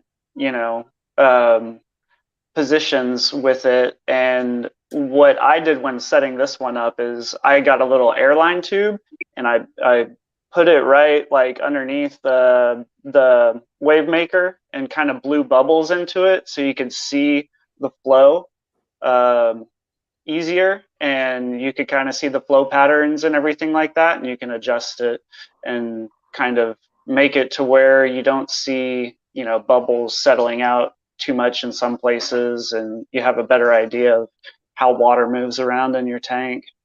Yeah. Yeah, I have no idea what to expect, and a lot will depend on things like how much force the return pumps can push through. I'm going to get random flow generator nozzles from Vivid Creative Aquatics because I love those things. And I'll have 2 gyres, the max spec jump gyres. And other than that, I have 2 power heads, the ones that are on their way, the Extreme SDC from Sicce. And we'll see what happens. I probably won't have 8 power heads in there like I had in the Red Sea tank, because I'm setting it up differently so that I don't have to worry so much about hitting my large soft polyp corals with too much flow, because that was always a concern. That Red Sea tank had no dead low flow spots anywhere. And I need to allow myself some of that so that these large polyp corals don't get flattened out.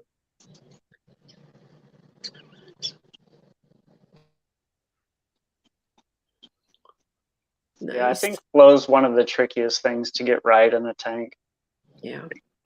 I mean, I like just my tank setup. I have the return blowing across and 2 gyres at 100% random, and then it's churning up the tank in here, and there's a lower flow coming back through the backside, like my bubble coral that doesn't like a ton of flow. This is one of the lower flow spots for it, so it's not being beat up. And then the other end where I had SBS, I've got 2 MP40s on the back wall that are cranked up pretty good, and like Argonian, even though it's partially open, like this thing is getting bombarded with some high flow here. But I placed my corals into the different flow zones kind of based on what they are. So that's a preference I have for flow, but it's there's everybody's got a different way to do it. You just got to make sure as long as you're not, I think, trying to remember who was saying it, like a Worldwide Corals or a Top Shelf Aquatics, or they're basically like, unless the flesh is like ripping off the coral, it's getting enough. You probably don't have to worry about flow. Considering where I was just at in Hawaii, and you get into a set of waves that like rips your body like 15, 20 feet in one direction and back the other, and there's corals living there, they could take a lot more than you think. Yeah. And my setup on my 6-foot tank is I've got an MP40 facing forward on each side on wave mode. Then I've got my 2 return lines with the random flow generators. I have a CJ pump in the back, a Jabo pump in the back, and then a Jabo gyre pump. So I got more of a chaotic flow, mostly because I like my soft corals to blow around and kind of dance, and it keeps the anemone happy. But now that I'm getting into acros and some SPS, I can see their polyps moving, so that tells me they're getting flow. So I have more chaotic flow going on in my tank than just a straight stream. Yeah, and that's the other thing. It's hard to figure out flow unless you can put a coral of some type that gives you an indication of what's going on. And yeah, because there's no way to quantify it, like No. for light you have a par meter, for your Yep. parameters you have tests or whatever, but you can't be like, oh, this is getting 80 flow and it needs in the 150 to 250 range, Exactly. I actually thought about that a bit, because the problem I see too is that when somebody talks about a pump and how many gallons per hour of flow it generates, it's so challenging, I think, to think about an appropriate measure of that, because a good example I'll give is like the MP40. That thing cranks out some decent water, but it won't necessarily travel quite as far because it's a much wider flow pattern. But then you take something like a gyre that, it's shooting a stream of water clear across an 8-foot tank without a problem. And, flow rating wise, they might not necessarily be off on how they're advertised, but then take something like a Panta Ray, and I can guarantee that this little sucker right here probably produces more water flow than 2 MP40s and 2 gyres combined.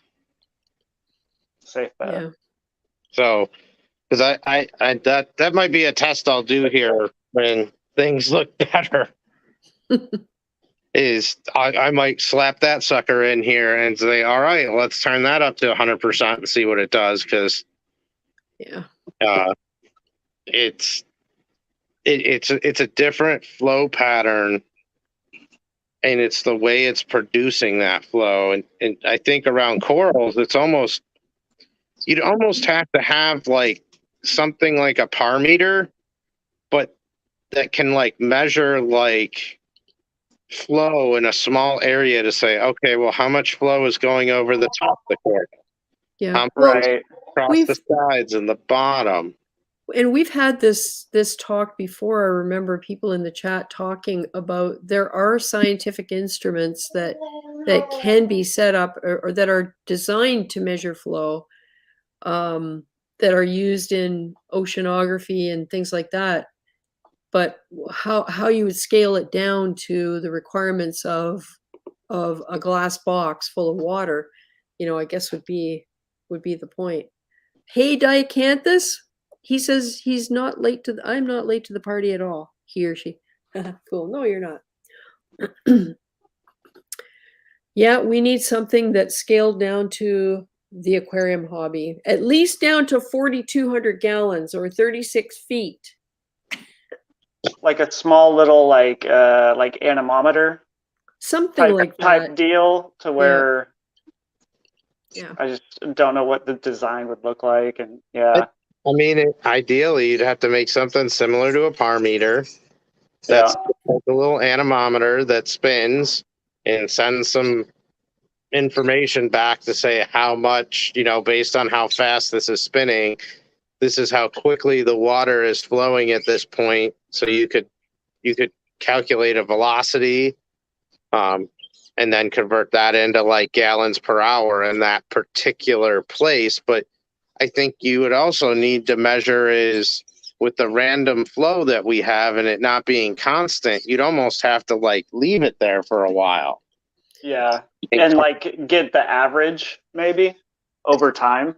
I almost feel like you need to have the high, the low, and the average on it to kind of make like it almost be like a table, because when we see these corals that grow at different, one frag from the same mother colony and they grow into two totally different shapes. Mm-hmm. How does that flow pattern, do people have the same flow patterns, or how are they different? And I think when you mentioned velocity, there's volume and there's velocity. And I think for our purposes, velocity probably matters more, because volume is irrelevant if it's not going where you need it, or if it's not striking the areas you want it to strike with enough impact to accomplish what you want to accomplish, and it could be small impact or it could be big impact depending on the coral. But the amount of gallons per hour doesn't really, it's just kind of like a description. It's like, this one is blue, this one is darker blue. So gallons per hour is like that. It doesn't really have a meaning that's specific to what you might need. I think velocity is probably a better measure if we could get it. Yeah, and I mean, technically you could have two pumps that they have this, like they're, then it comes into as well, how concentrated is that velocity that it's making? Because, if it's in a circle of 2 inches, you could have an extremely high velocity, but maybe a little bit lower, like just less water movement is coming directly from it. Yeah. But then again, you could technically have something that it's still moving the same volume of water at a slower velocity because it's over a bigger diameter area. Yeah, exactly.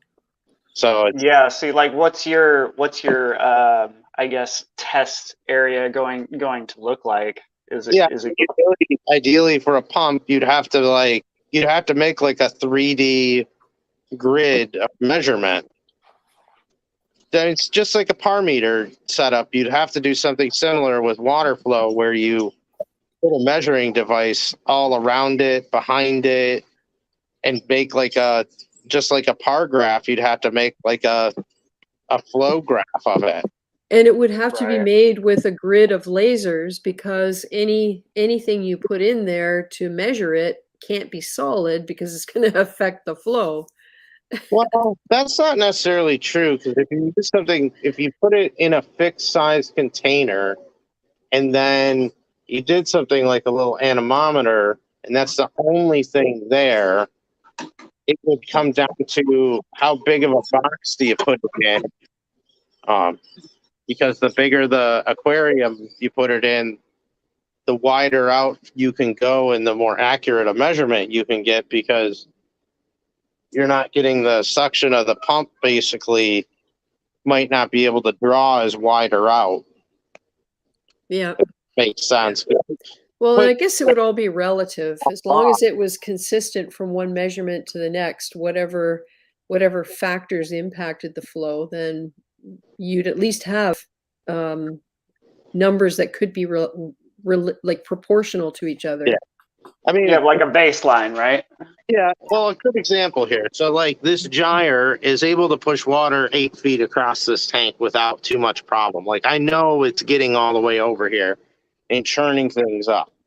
But if I took that same gyre and we stick it on that end of the tank down there, how far will that flow it generates actually get in this tank? Yeah.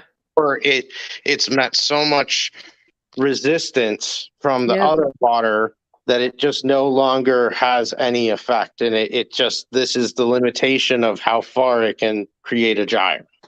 Yeah. Yeah. Yep. Marcus's Reef says once high GPH pumps get blocked and slowed down by the aquascape, it becomes irrelevant. All about placement. Oh, for sure. For sure. That's, And Diacanthus says, I'd like to see Schlieren imaging techniques to measure the boundary layer and parse out flow rate efficacy that way. I have no idea what that means. I'm sure that it, you know, as people said, from oceanographers, and I'm sure people that do propeller designs for motors and stuff, I'm sure that's the same type of thing they're doing, because they're looking for efficiencies and measuring truly how much water is moving. Yeah. And how wide of a space is it actually impacting? Yeah. Well, and when you think about things like those giant, the way they move large cruise ships here and there just a little bit, using those separate engines underneath that each go a different direction, they'd have to be able to figure out what sort of thrust is required to generate the movement that they want to the precision that they need. So there's got to be a way out there to actually calculate that in the real world. Yeah, it's just, it's not something that we normally do in an aquarium hobby, because No. it's usually, well, I don't think I have enough flow. Let me just buy another one. And That's right. Well, we're too busy trying to solve a million other problems that threaten our livestock. well, it would also be one of those things of, well, we can measure your flow and do a test for it, but to purchase all the measuring devices and map it out in a 3D area with the aquascape you have, you know, you'd be like, you could buy like 100 pumps for that. Yeah, exactly. So to answer your question, Adrian, you can set up your flow however you feel is necessary. Yeah, and yeah, also if you have an awareness of what's going on in your tank and how things change over time, you can be ready to alter the flow to suit whatever new conditions come along. Because that's the other thing. That's the one thing I'm wondering about these gyres. Are they going to be a limitation for me? Because I have one for each side. I'm going to mess around with putting them on an angle instead of horizontal. because I want a very particular type of surface movement that will give me a very specific type of shimmer. Oh, did we lose Garrett? I think we lost Garrett. Algae Warrior. He looked like he was going to feed his tank. So will those gyres be a limitation? And as things grow in, I might not be able to use them if the type of water pattern they push out is going to hit corals directly in front of them after things start to grow in. I don't know. I honestly don't know.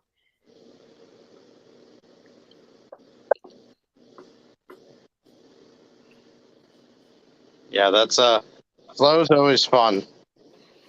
Yeah. I'll be honest, I don't even worry about lighting. I'm like, that's easy. Flow is a bigger challenge. Yeah. Well, and I think lighting is one of those things that you can manipulate to allow adaptation more easily than flow, because if you leave it on the wrong flow for a day too long, you're going to kill whatever it is if you're ripping the tissue off of it. If you don't have enough flow, it's going to gather detritus, and before you know it, you've got ammonia burns on the coral tissue. Like Diacanthus says, boundary layer is the water immediately surrounding the coral tissue. The boundary layer gets thinner as flow rate increases. Okay. Yeah. What time? It is 4:21. Well, Alex, you've been here like right from the start. You must be about as ready to go and sit and have a coffee as I am. Yeah, I think it's getting to be about that time. Yeah. I don't know what we're gonna have for supper tonight. Maybe leftovers from the phone call last night. I'm gonna see. I think tonight I'm gonna take it easy on this. I got 2 days off from work to get more work on this done. So I'm hoping I get at least all 3 sections to the point where that one's at. So I got 10 more, 10, 11, 12, 13. Yeah, at least 12 more boards I got to cap off, and then the long sections. So it's going to be fun. I don't know. Sometimes you do need a break. Just even if it's a couple of hours or one evening, just to think about something different. I have been doing that quite a bit, where I've just been, like cutting all the notches in the top pieces here. I went through and did most of them. I was like, all right, coffee break. Mm-hmm. Then I cut down more of the other lumber I need. And I'm like, all right, take a break, because you get into that forcing yourself to do it mode, and that's when you start making mistakes or trying to cut corners. Yeah, and that's what you're left feeling with when you're done, is the feeling that you've been forcing yourself and you didn't really feel like it, and it makes it harder to go back next time. Yeah, I mean, going this by a few days is not going to make much of a difference. I have no deadline. In the long run, yeah, exactly. Oh, Cue Balls, damn Walmart internet. Thanks for the chat, Cindy. Thanks for coming on, Cue Balls. It's nice to see that things are turning around for you there. Diacanthus, okay, Schlieren imaging. Schlieren imaging visualizes fluid densities that lends itself to showing flow. It's very common in analyzing aircraft efficiencies, as you can see the temperature gradients. That makes sense. So it's theoretical more than a measurement, like a tool of some type. Cool. Well, I'm just going to put power heads in and aim them where I think they should go. And then once I get corals in, I'll put them in the spots I want them and watch how their tissue reacts. Because honestly, whenever I put a coral in a tank, that's one of the things I do immediately. I don't just stick it there and leave the room and go to bed or whatever. I will watch the thing for an extended period of time to make sure it's not in any distress. And especially with these large polyp or LPS corals, because they really can't tolerate very much, just like your bubble coral. A couple of hours of too much flow and you can tear the tissue so badly that it will have a hard time recovering, if at all. A lot of observation. Yeah, I'm still having a hard time looking at all the crappy looking corals, but they're looking slightly better. And when's your next water change, you think? I'm gonna do one this week. I gotta the salt budget is available again, so I'm gonna go buy another round of salt in the next couple days here, so I can start it up. I mean, pump out and everything's pretty simple, so that's just a couple of valves, and I'll have it pumped out. Then it's just the 2-3 days I need to refill. Yeah. Yeah, I have to do a water change on the observation tank, which is timely because I'll just pump that water into a bucket, and that's where I'll put the fish once I catch them to acclimate them to the other system before they get moved over. So that'll be probably tomorrow now, because I don't like starting that stuff late at night just in case something really bad goes wrong and you have no time and no stores open. Yep, we'll see though. Hopefully, get the water change done this week, and then I'll go ahead and keep my metazorbs in there, and then give it a few days after that and do another ICP test, and fingers crossed that's looking better and the corals start perking up more than they already are. Yeah. And how long does it take you to get ICP results back? The last time it was under a week. Oh, that's not bad. Yeah, I mean, it took most of the time. I think it was like a day and a half, 2 days after they got it, they gave results. So it just, as long as the California lab is up, I'll be in good shape. But if it goes down and they got to ship it to Germany, though, that would probably extend it quite a bit. But yeah, I mean, at this point, it's, I know what the problem is, or at least, the apparent problem. So, and everything's it's starting to look a little bit better. So I know I'm going down the right track. Yeah. So, yeah. One way or another. Yeah. I mean, this Gorgonian, like the polyps are attempting to come out now. Yep. Got back from Hawaii. This thing was just, a smooth stick. Nothing was bumping out. This guy here was almost white. A lot of these corals, like some of these had a little bit of, some of them still got some die-off spots on them, but after I did the water change, they stopped. Yeah.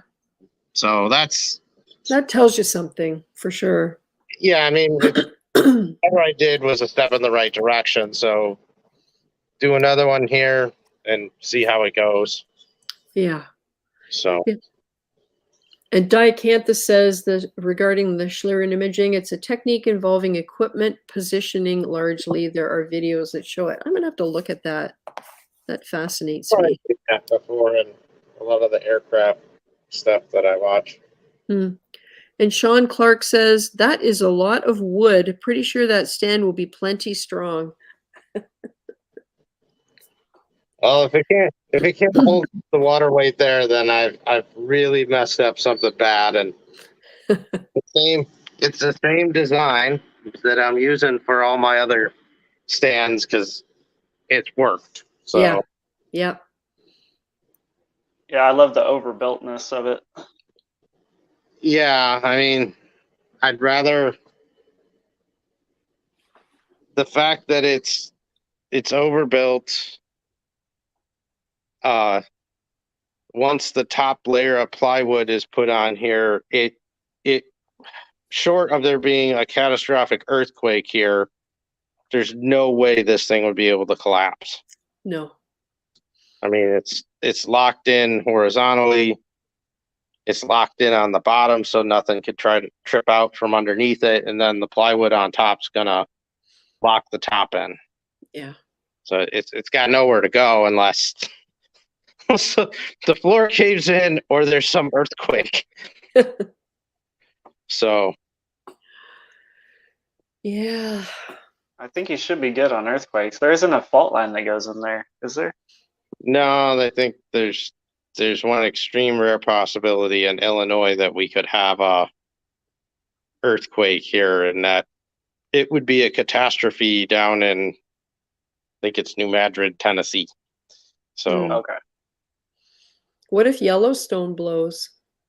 I don't think So any of us are gonna. I don't think any of us are gonna be really worried about that. No, we've got other worries, like 4 inches of ash up here. Yeah.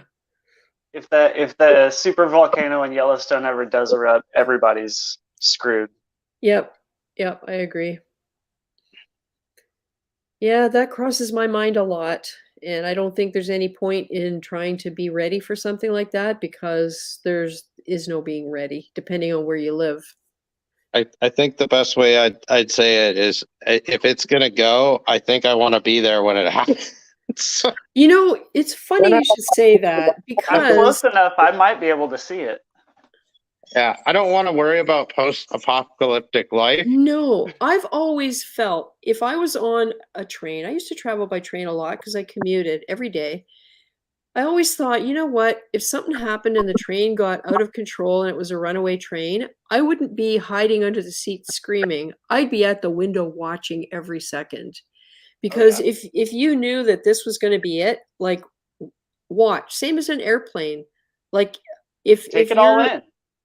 take it in and that's if that's your last experience, watch what happens. The worst thing I think is something like if Yellowstone blows, the postal apocalyptic idea of the long slow decline in areas that weren't immediately wiped out. That I've read far too many post-apocalyptic stories. I used to be a huge fantasy science fiction fan, and I won't read that stuff anymore because that is what scares me more than the idea of immediate annihilation. To tell you the truth, even the nuclear stuff, you know, immediate annihilation would be far preferable than to a long, slow experience of decline and issue like privation. Anyway, oh my God, what a downer. Sorry, guys. How about the reef tank, huh? Yeah. Well, Alex, there could be a tornado where you are. And when you came back the next day, I bet your reef tank would still be standing. There might not be a roof over the top of it, but that is possible. Oh, Taryn's Little Ocean just popped in. Let's see what's new with Taryn. Yeah, it's you know, any number of things can happen at any time to anyone, so that's why Yeah. live your life the best you can. Yep. Diacanthus reef. They do say the smart ones run at the atomic bomb. Yeah, well, it reminds me of what I was telling you, Alex.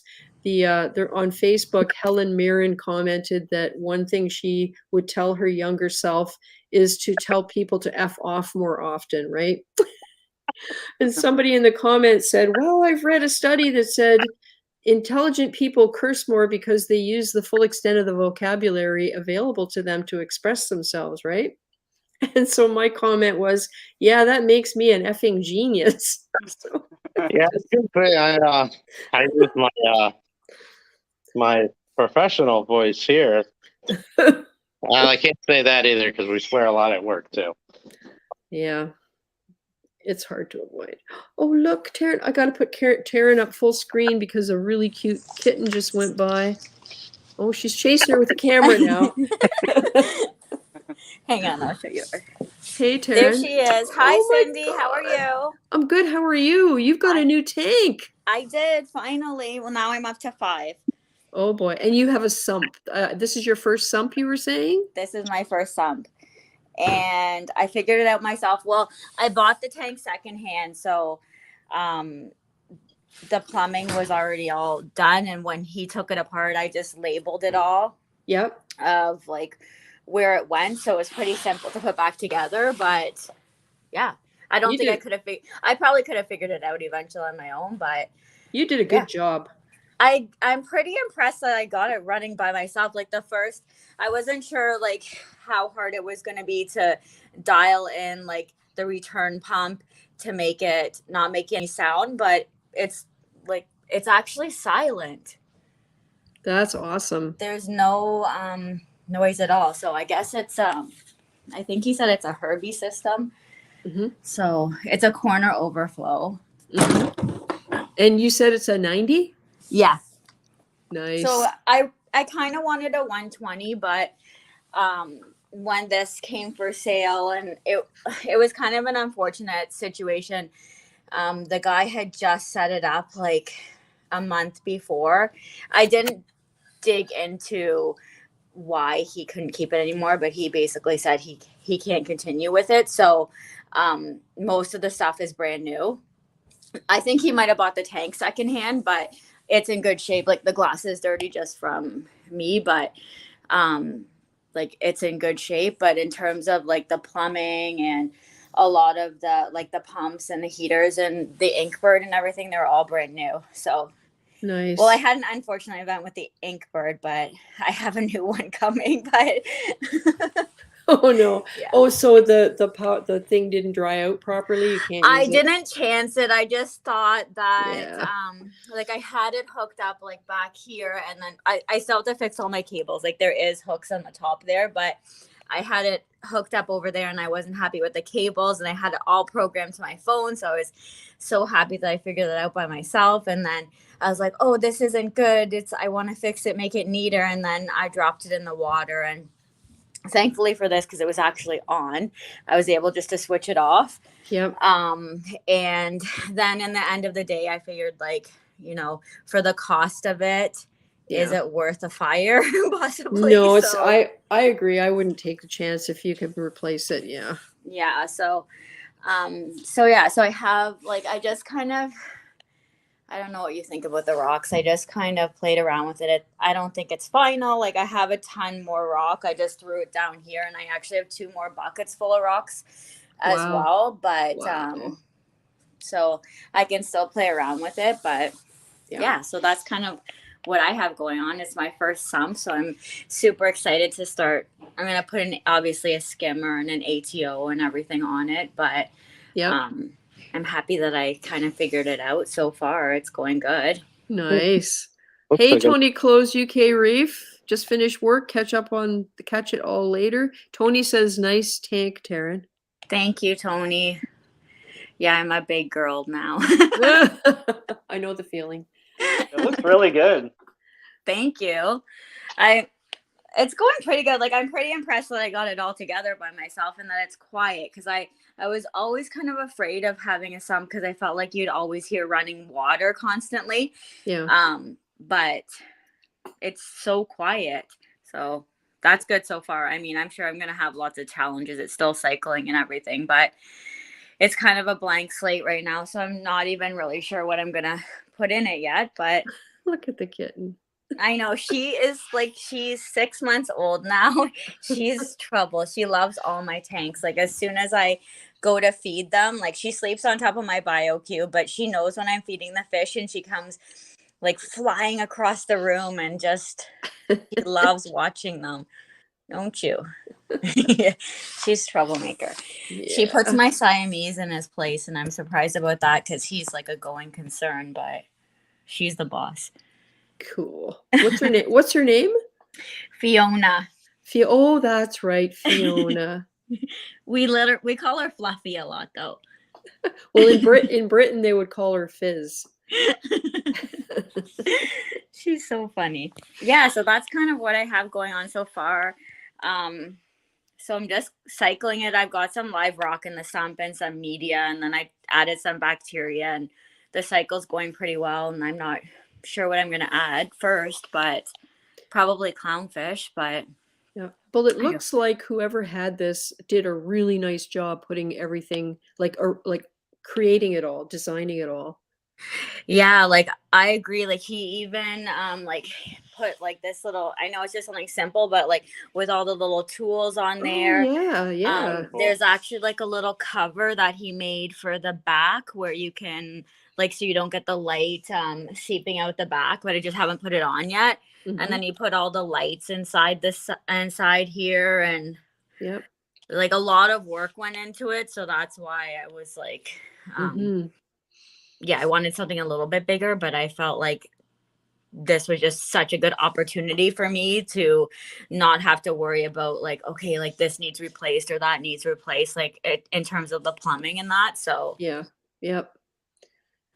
Yeah. Is that Very a nice. Marineland tank? I don't know the brand of it, to be honest with you.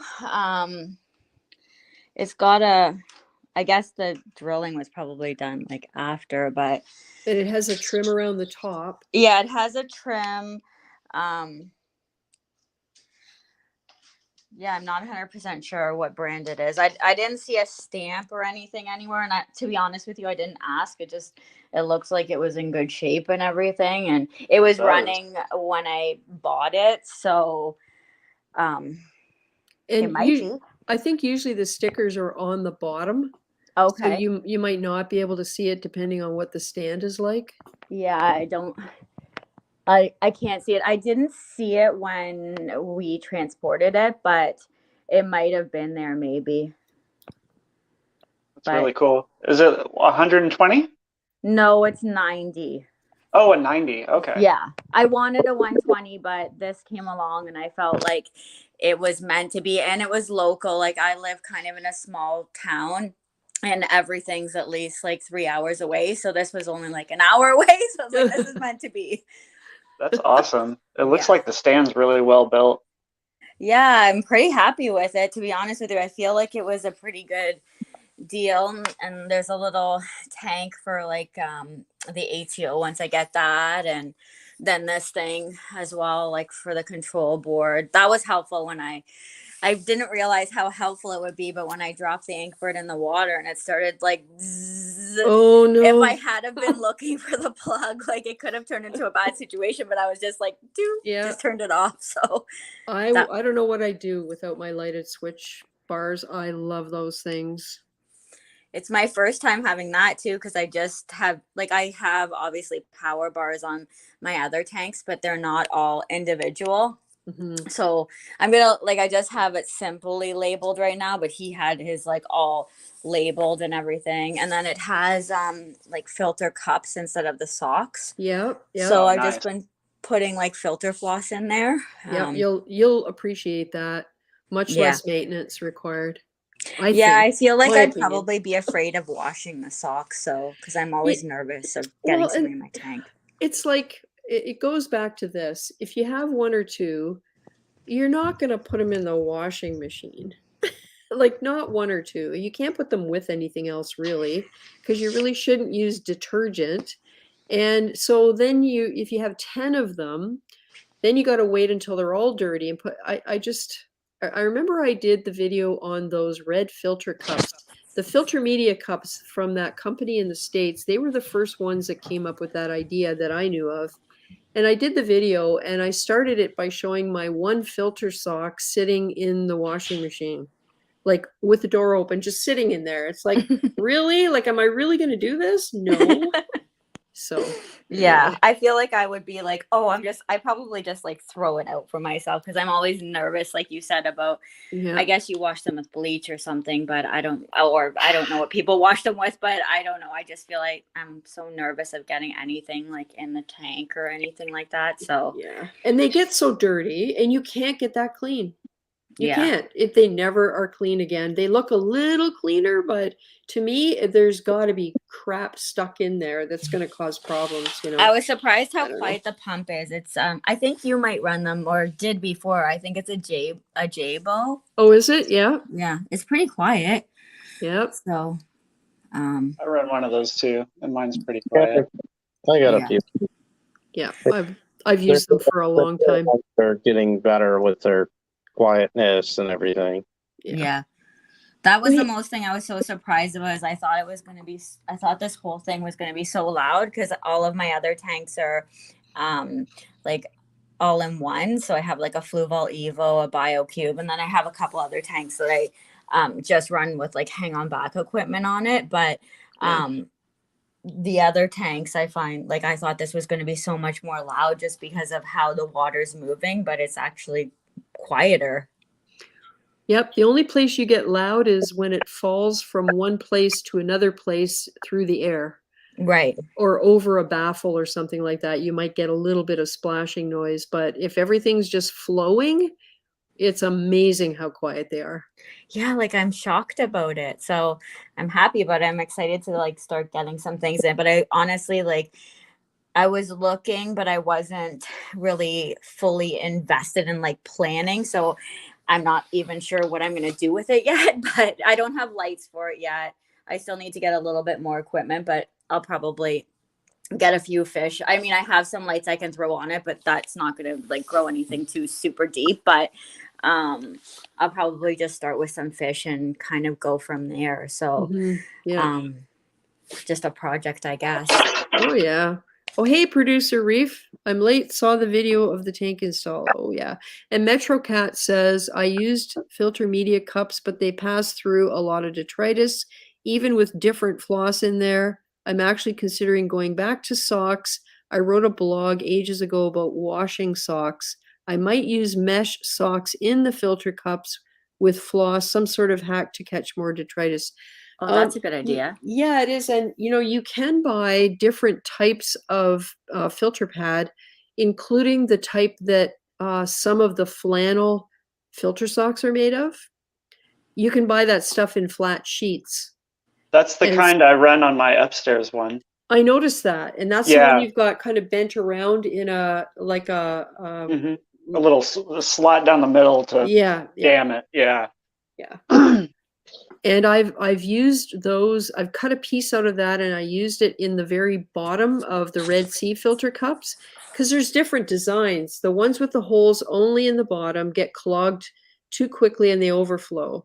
The ones where there are slots in the bottom and partway up the sides, in my opinion, are the best because the water can flow through the filter floss and escape. So as they get clogged up, it takes a lot longer for them to get clogged up. And by the time they are, you should have changed that floss out like several days before anyway, right? So yeah, no, I'm a big fan of those. They just seem like they're so much more convenient. But I see the point about detritus and yeah, I think it matters even if you just put a piece of that pad stuff in the very bottom, it makes a big difference. No socks. No socks? They're not trying with nitrates, so. Oh, that's true. That's very true. If you have low nitrates, you don't need them. I never have low nitrates. Me neither. Not yet, at least. Who knows? There might be one day, but I mean, yeah. Well, hey, everybody. Good talking to you. I got to run, but okay. Being on the live stream, and I'm sure I'll catch everyone for the next one. Thanks for coming by, Alex. It's great to spend time with you, and I know next time we see you, there will be even more wood.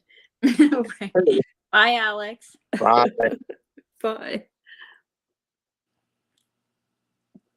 Did you get your angelfish, Cindy? Wednesday. Okay, awesome. Yep. Well, I was telling the guys earlier that I have to move the rock structure out of the observation tank so that I can catch the tangs, and the tangs have to go into into the actual sump. So I got to acclimate them, and it needs a water change anyway. So that's all going to work out. That's probably going to be tomorrow that we do that. And then when I get the angelfish, I can bring them back and put them in the observation tank, as long as they're not too big. If they're too big, they may not stay there for very long. Yeah. Oh, we got Mark Teffer. Mark of the bubble scrubbing. Let's bring him in as well. Hey, Cindy. Hey, Mark. How are you? Excited. Very, very excited. Cool. So currently I'm at my work, but I'm a little unable to hold this in, and I wanted to share what I finally got my hands on. Oh boy.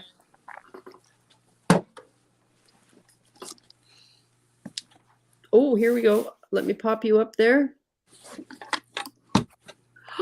Magnificent fox face. That's right. You said that in the chat. I finally got him. Beautiful. He's finishing out his quarantine time. He's eating healthy. Nice. And if everything goes as planned, he'll be coming home with me this week. That's amazing. Yep, my guy, he comes out now when he sees the viewer break the surface of the water. He comes right out of wherever he's hiding and he looks at me. And it's like, okay, where's my food? And I take good long looks at him to make sure he's fat and healthy and not showing any signs of problems. Yeah. Yeah. Yep. Then Beautiful. the next thing, just because until today, I'll be honest, I was completely unaware that these existed. Just one sec here.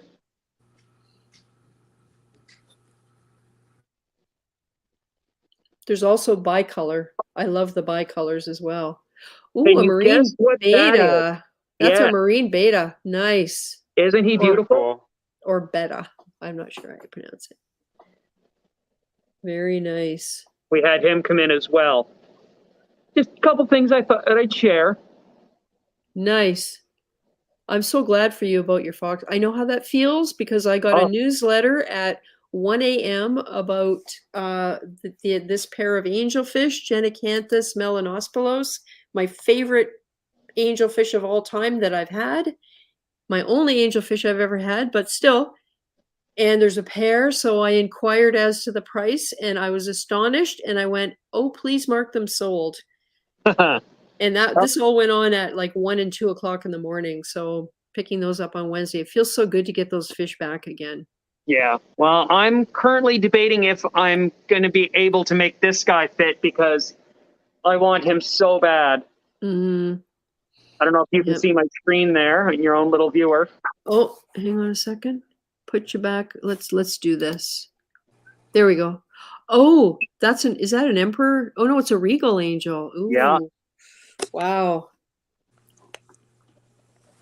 And I forget your tank that you're working with. How many gallons is that now? Well, currently it's a 75, but the wife and I are humming and hawing, and after seeing your tank, I might be able to squidge a little bit more. Yeah. We're debating on a 220. Oh, you know what? That is a nice size. It gives you lots of space, but it's not overwhelming. I mean, I don't think so. It says somebody who has only ever had 100 before, but yeah. Well, to give you an idea, like when I come to work. Oh my goodness. Wow. One of my coworkers in the picture there, that's all our saltwater system. Mm-hmm. So we have currently 15 100-gallon tanks at current. Mm-hmm. So that's kind of where I spend my day. Wow. And then you go home and spend more time. I do. However, I don't know if you've seen these guys before. Oh, the carpet anemones? The Hadoni? Hadoni, yeah. Yep. He is currently in his grumpy mood, but he's still almost 2 feet across. And look at that damsel going right in there. Like, man. That's the only reason I won't have one is because I've heard where people feed their fish, a fish goes into the anemone to grab something and they're done. Yeah. And it's Well, he's been doing pretty good. He's got a clown hosting in him. Yeah. He's got a couple of the porcelain crabs, I guess they are. Yep. And he hasn't eaten a single one. Wow. So it's definitely been amazing to be able to watch him and feed them, especially. Yeah. We give him shrimps and silver sides. That's cool. That is good. And how's it going at home with the bubble scrubbing? Have you got that all figured out? I did. I ended up having to rig up 3 separate pumps because one of them, it chose the path of least resistance, and because my wood stones are in different spots, mm-hmm.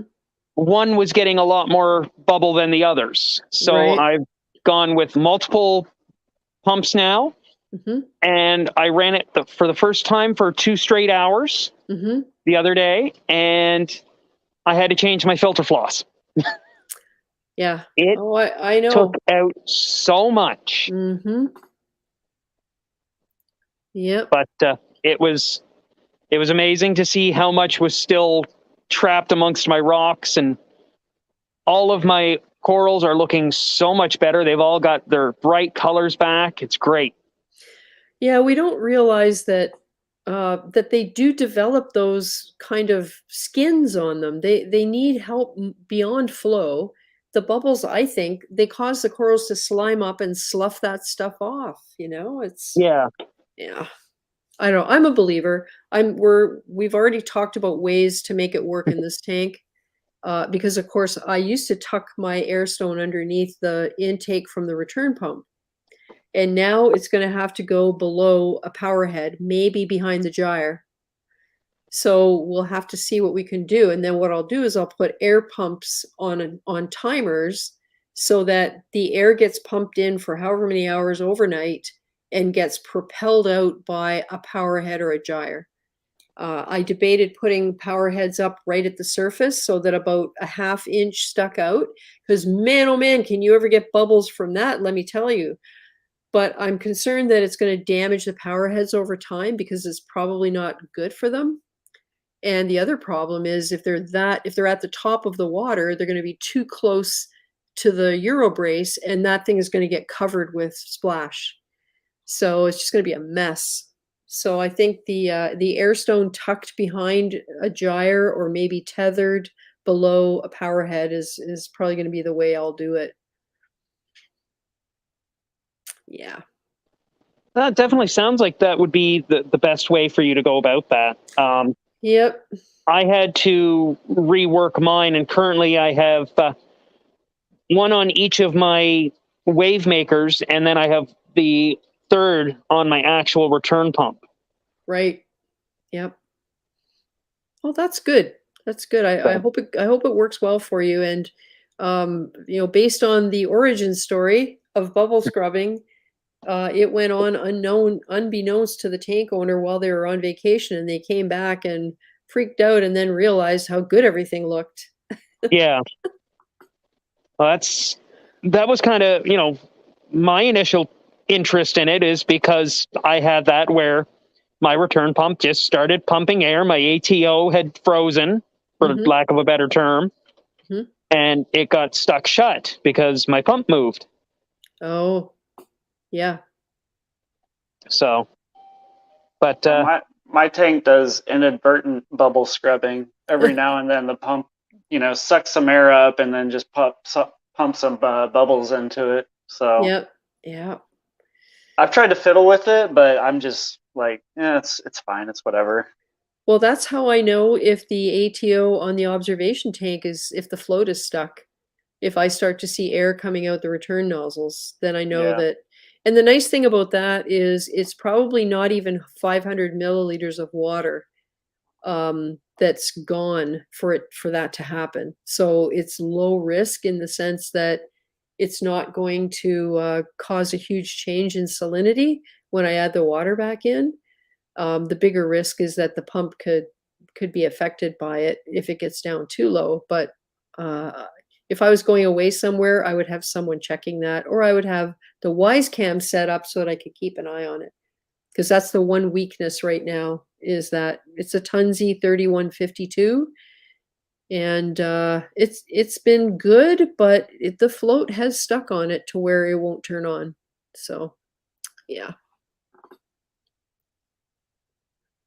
They're talking about washing filter socks in the chat.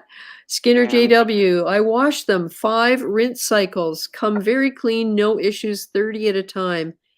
I must add, I turn them inside out. LOL, huge pain in the ass. I'd rather just pull out filter floss and throw it away.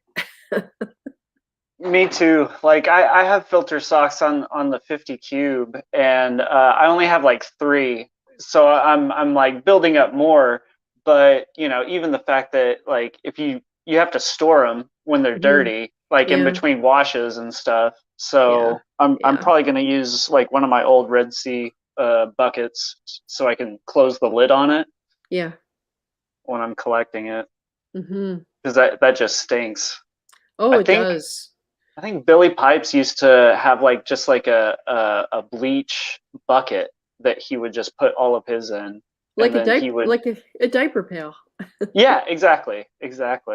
And I think that would like neutralize the smell, and then he would just do a load and rinse them all out.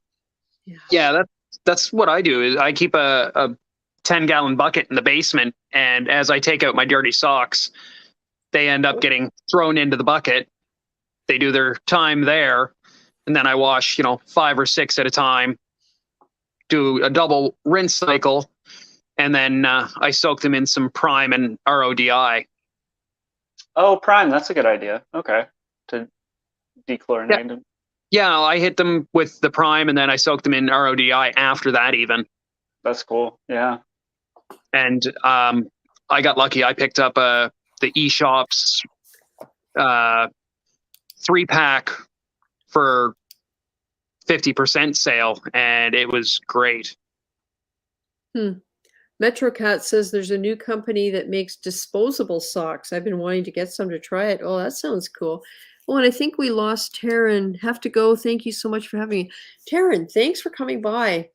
Maybe when we do a Saturday night in the new year, we can see what things are doing in your tank.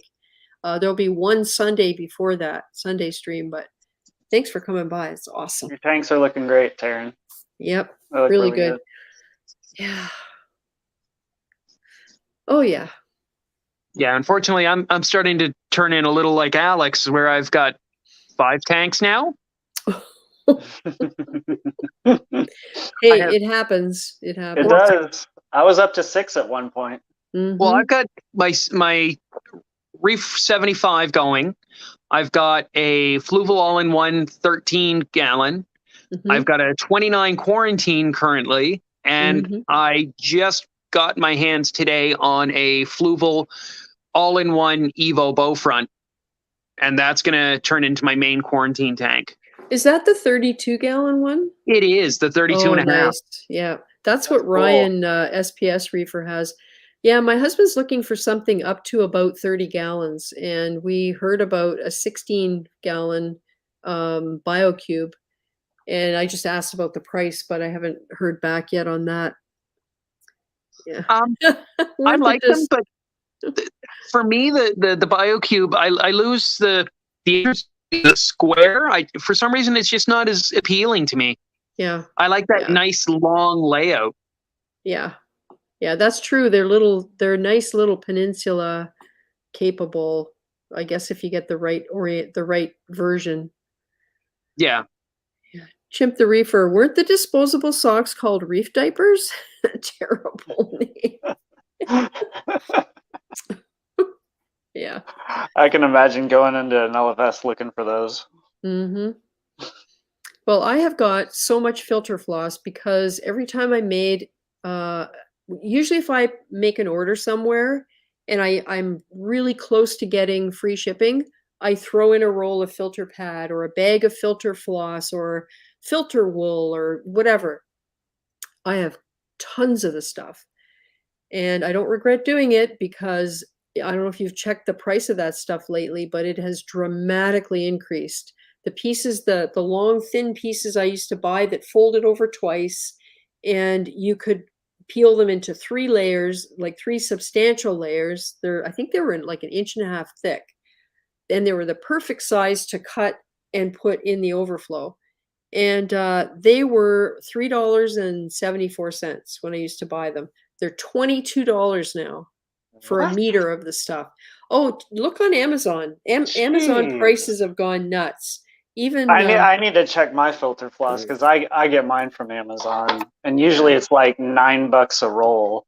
Yeah. But Pinky filter. I love that stuff. I did buy some when I had the US address and I could go over and pick the stuff up. And it's available in Canada now, but it's $25 for a roll. And down when you buy it directly from the Pinky Filter factory, it's like $12. It's crazy. So I haven't looked recently because, of course, do I need any? No, I don't need any. But yeah, at the Pinky Filter anyway. But just looking at the other stuff, the filter floss just blows my mind. one of the bags of filter pad that's quite coarse, so it's not a fine filter by any means. It's only for big stuff. And it's a foot wide by 6 feet long. It comes in a roll. And usually it's around $12. Well, now they're $45, if you can believe it.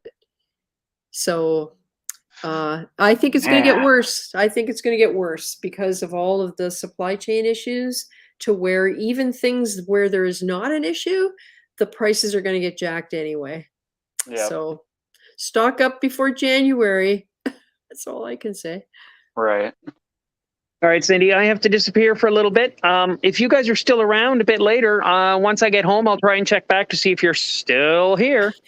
Well, we probably won't be because it's it's after 4 5, and hours. I've been going for 4 hours, and I think we'll catch you maybe on a Saturday night, Mark, when I get back to the Saturday nights in January. It might only be once a month on a Saturday and once a month on a Sunday, but I'll ease back into it once I have actually something to talk about, like a tank behind me that, Well, you keep putting out so many videos, you keep giving away all the info. I know, right? Like, it was tempting to wait and have a big reveal, but I don't think I can do that. I might still have a big reveal once I get the aquascape in there, because I can put out a video that has all little hints and, odd angle views where you can't really see what the heck it looks like, and then just throw the doors open and go, there it is. So have you done the leak test already? Or yes, we with have. the whole system? Okay. Well, downstairs is running and has been.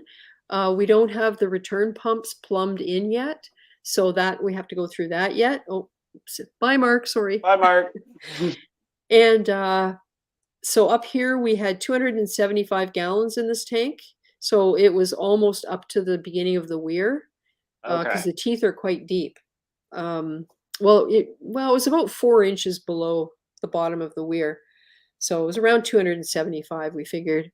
And we did it in 3 stages. We did the tissue test in the first 2 stages, where you place a Kleenex or paper towel right at the edge and wait and see if any moisture wicks into it. And we had no issues there. So, I won't know about the overflow until the plumbing is completely done, because all there are is bulkheads there. There's no pipes yet. So we have to wait. And that's what they took off my tank to fix and then reinstalled. So I won't know if that holds water until we have everything plumbed and I can put water in it and just check it. So cross my fingers and hope. And I'm not going to assume it does because of everything else that's happened. But it's, yet another hurdle to get over. Right. So if I can get the return pumps installed and running at the end of the year, I think that'd be great. I'd love to do it in the next 2 weeks, but I don't know. I have to coordinate because the LFS is going to be coming out to do that plumbing and everything. And I don't know how long it takes, or whether they have to do it after store hours, or I have no idea. But they've been so good through this whole process. I cannot say enough about Big Al's Kitchener. Those guys had my back right through this whole thing. This will all be in the expose video where all will be revealed, even the stuff I haven't really talked about up to now. And so we'll see. That's cool. Can't wait. Yeah, you know what? Me neither. I've waited this long, and whatever more time it takes I'm just going to have to be patient. Yeah. Well, I'm glad that, the glass box that you have right now isn't leaking at all. That's huge. Yeah. Oh yeah. Because that would be game over. I mean, the way it is right now, if something was wrong with the overflow, we can, with enough people, we can slide the tank on the base, on the foam, and rotate it. So if something was wrong with that overflow, it's repairable. Right. You can still get to it and work on it. Exactly. And so, we'll just have to hope that it's all good. That's all you can do at this point. Right. Yeah, I hope so. Yeah. All right. Well, I'm going to say goodnight. And so great to see you, Garrett. Thanks You for spending too. the Thanks for time. having me on. Yeah, I gotta go do a water change now. So yeah. that time. Tomorrow's going to be my fun water change where I catch some fish. So yeah, that's going to be. I guess I should set up a tripod and capture that, because I can always bleep out the language later, right? True. That's what they have those for. Exactly. All right. Okay. Well, thanks everybody in the chat. Anyone who started at 1 and has hung in there, you have my admiration and thanks. And everybody who's come and gone, I appreciate the time you spend, because it's Sunday afternoon, Thanksgiving weekend, and thank you for being here and contributing, because I've said it before, this would be nothing without you guys. It would just be me talking the whole time, and it would get pretty boring pretty fast. So I appreciate everybody spending your time here. So until next time, which will be the last Sunday of December, barring any strange holiday thing that goes on, I will put out a reminder video like I did this time. And you never know, maybe I'll throw in a random Saturday in December, depending how things go. We'll see. So, yep, thanks again. And everybody stay safe and have a great Christmas.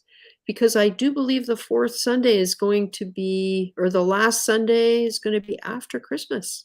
Oh yeah. So have a Merry Christmas. Yep, great holiday season. Everyone, or holidays, whatever you may enjoy. Yep. Exactly, right? Whatever special holiday time you have, I hope it's awesome and very fishy friendly, and that all your tanks also enjoy their holiday season. Okay. All right. I won't ramble anymore. Bye, everybody. Bye. Have a good one.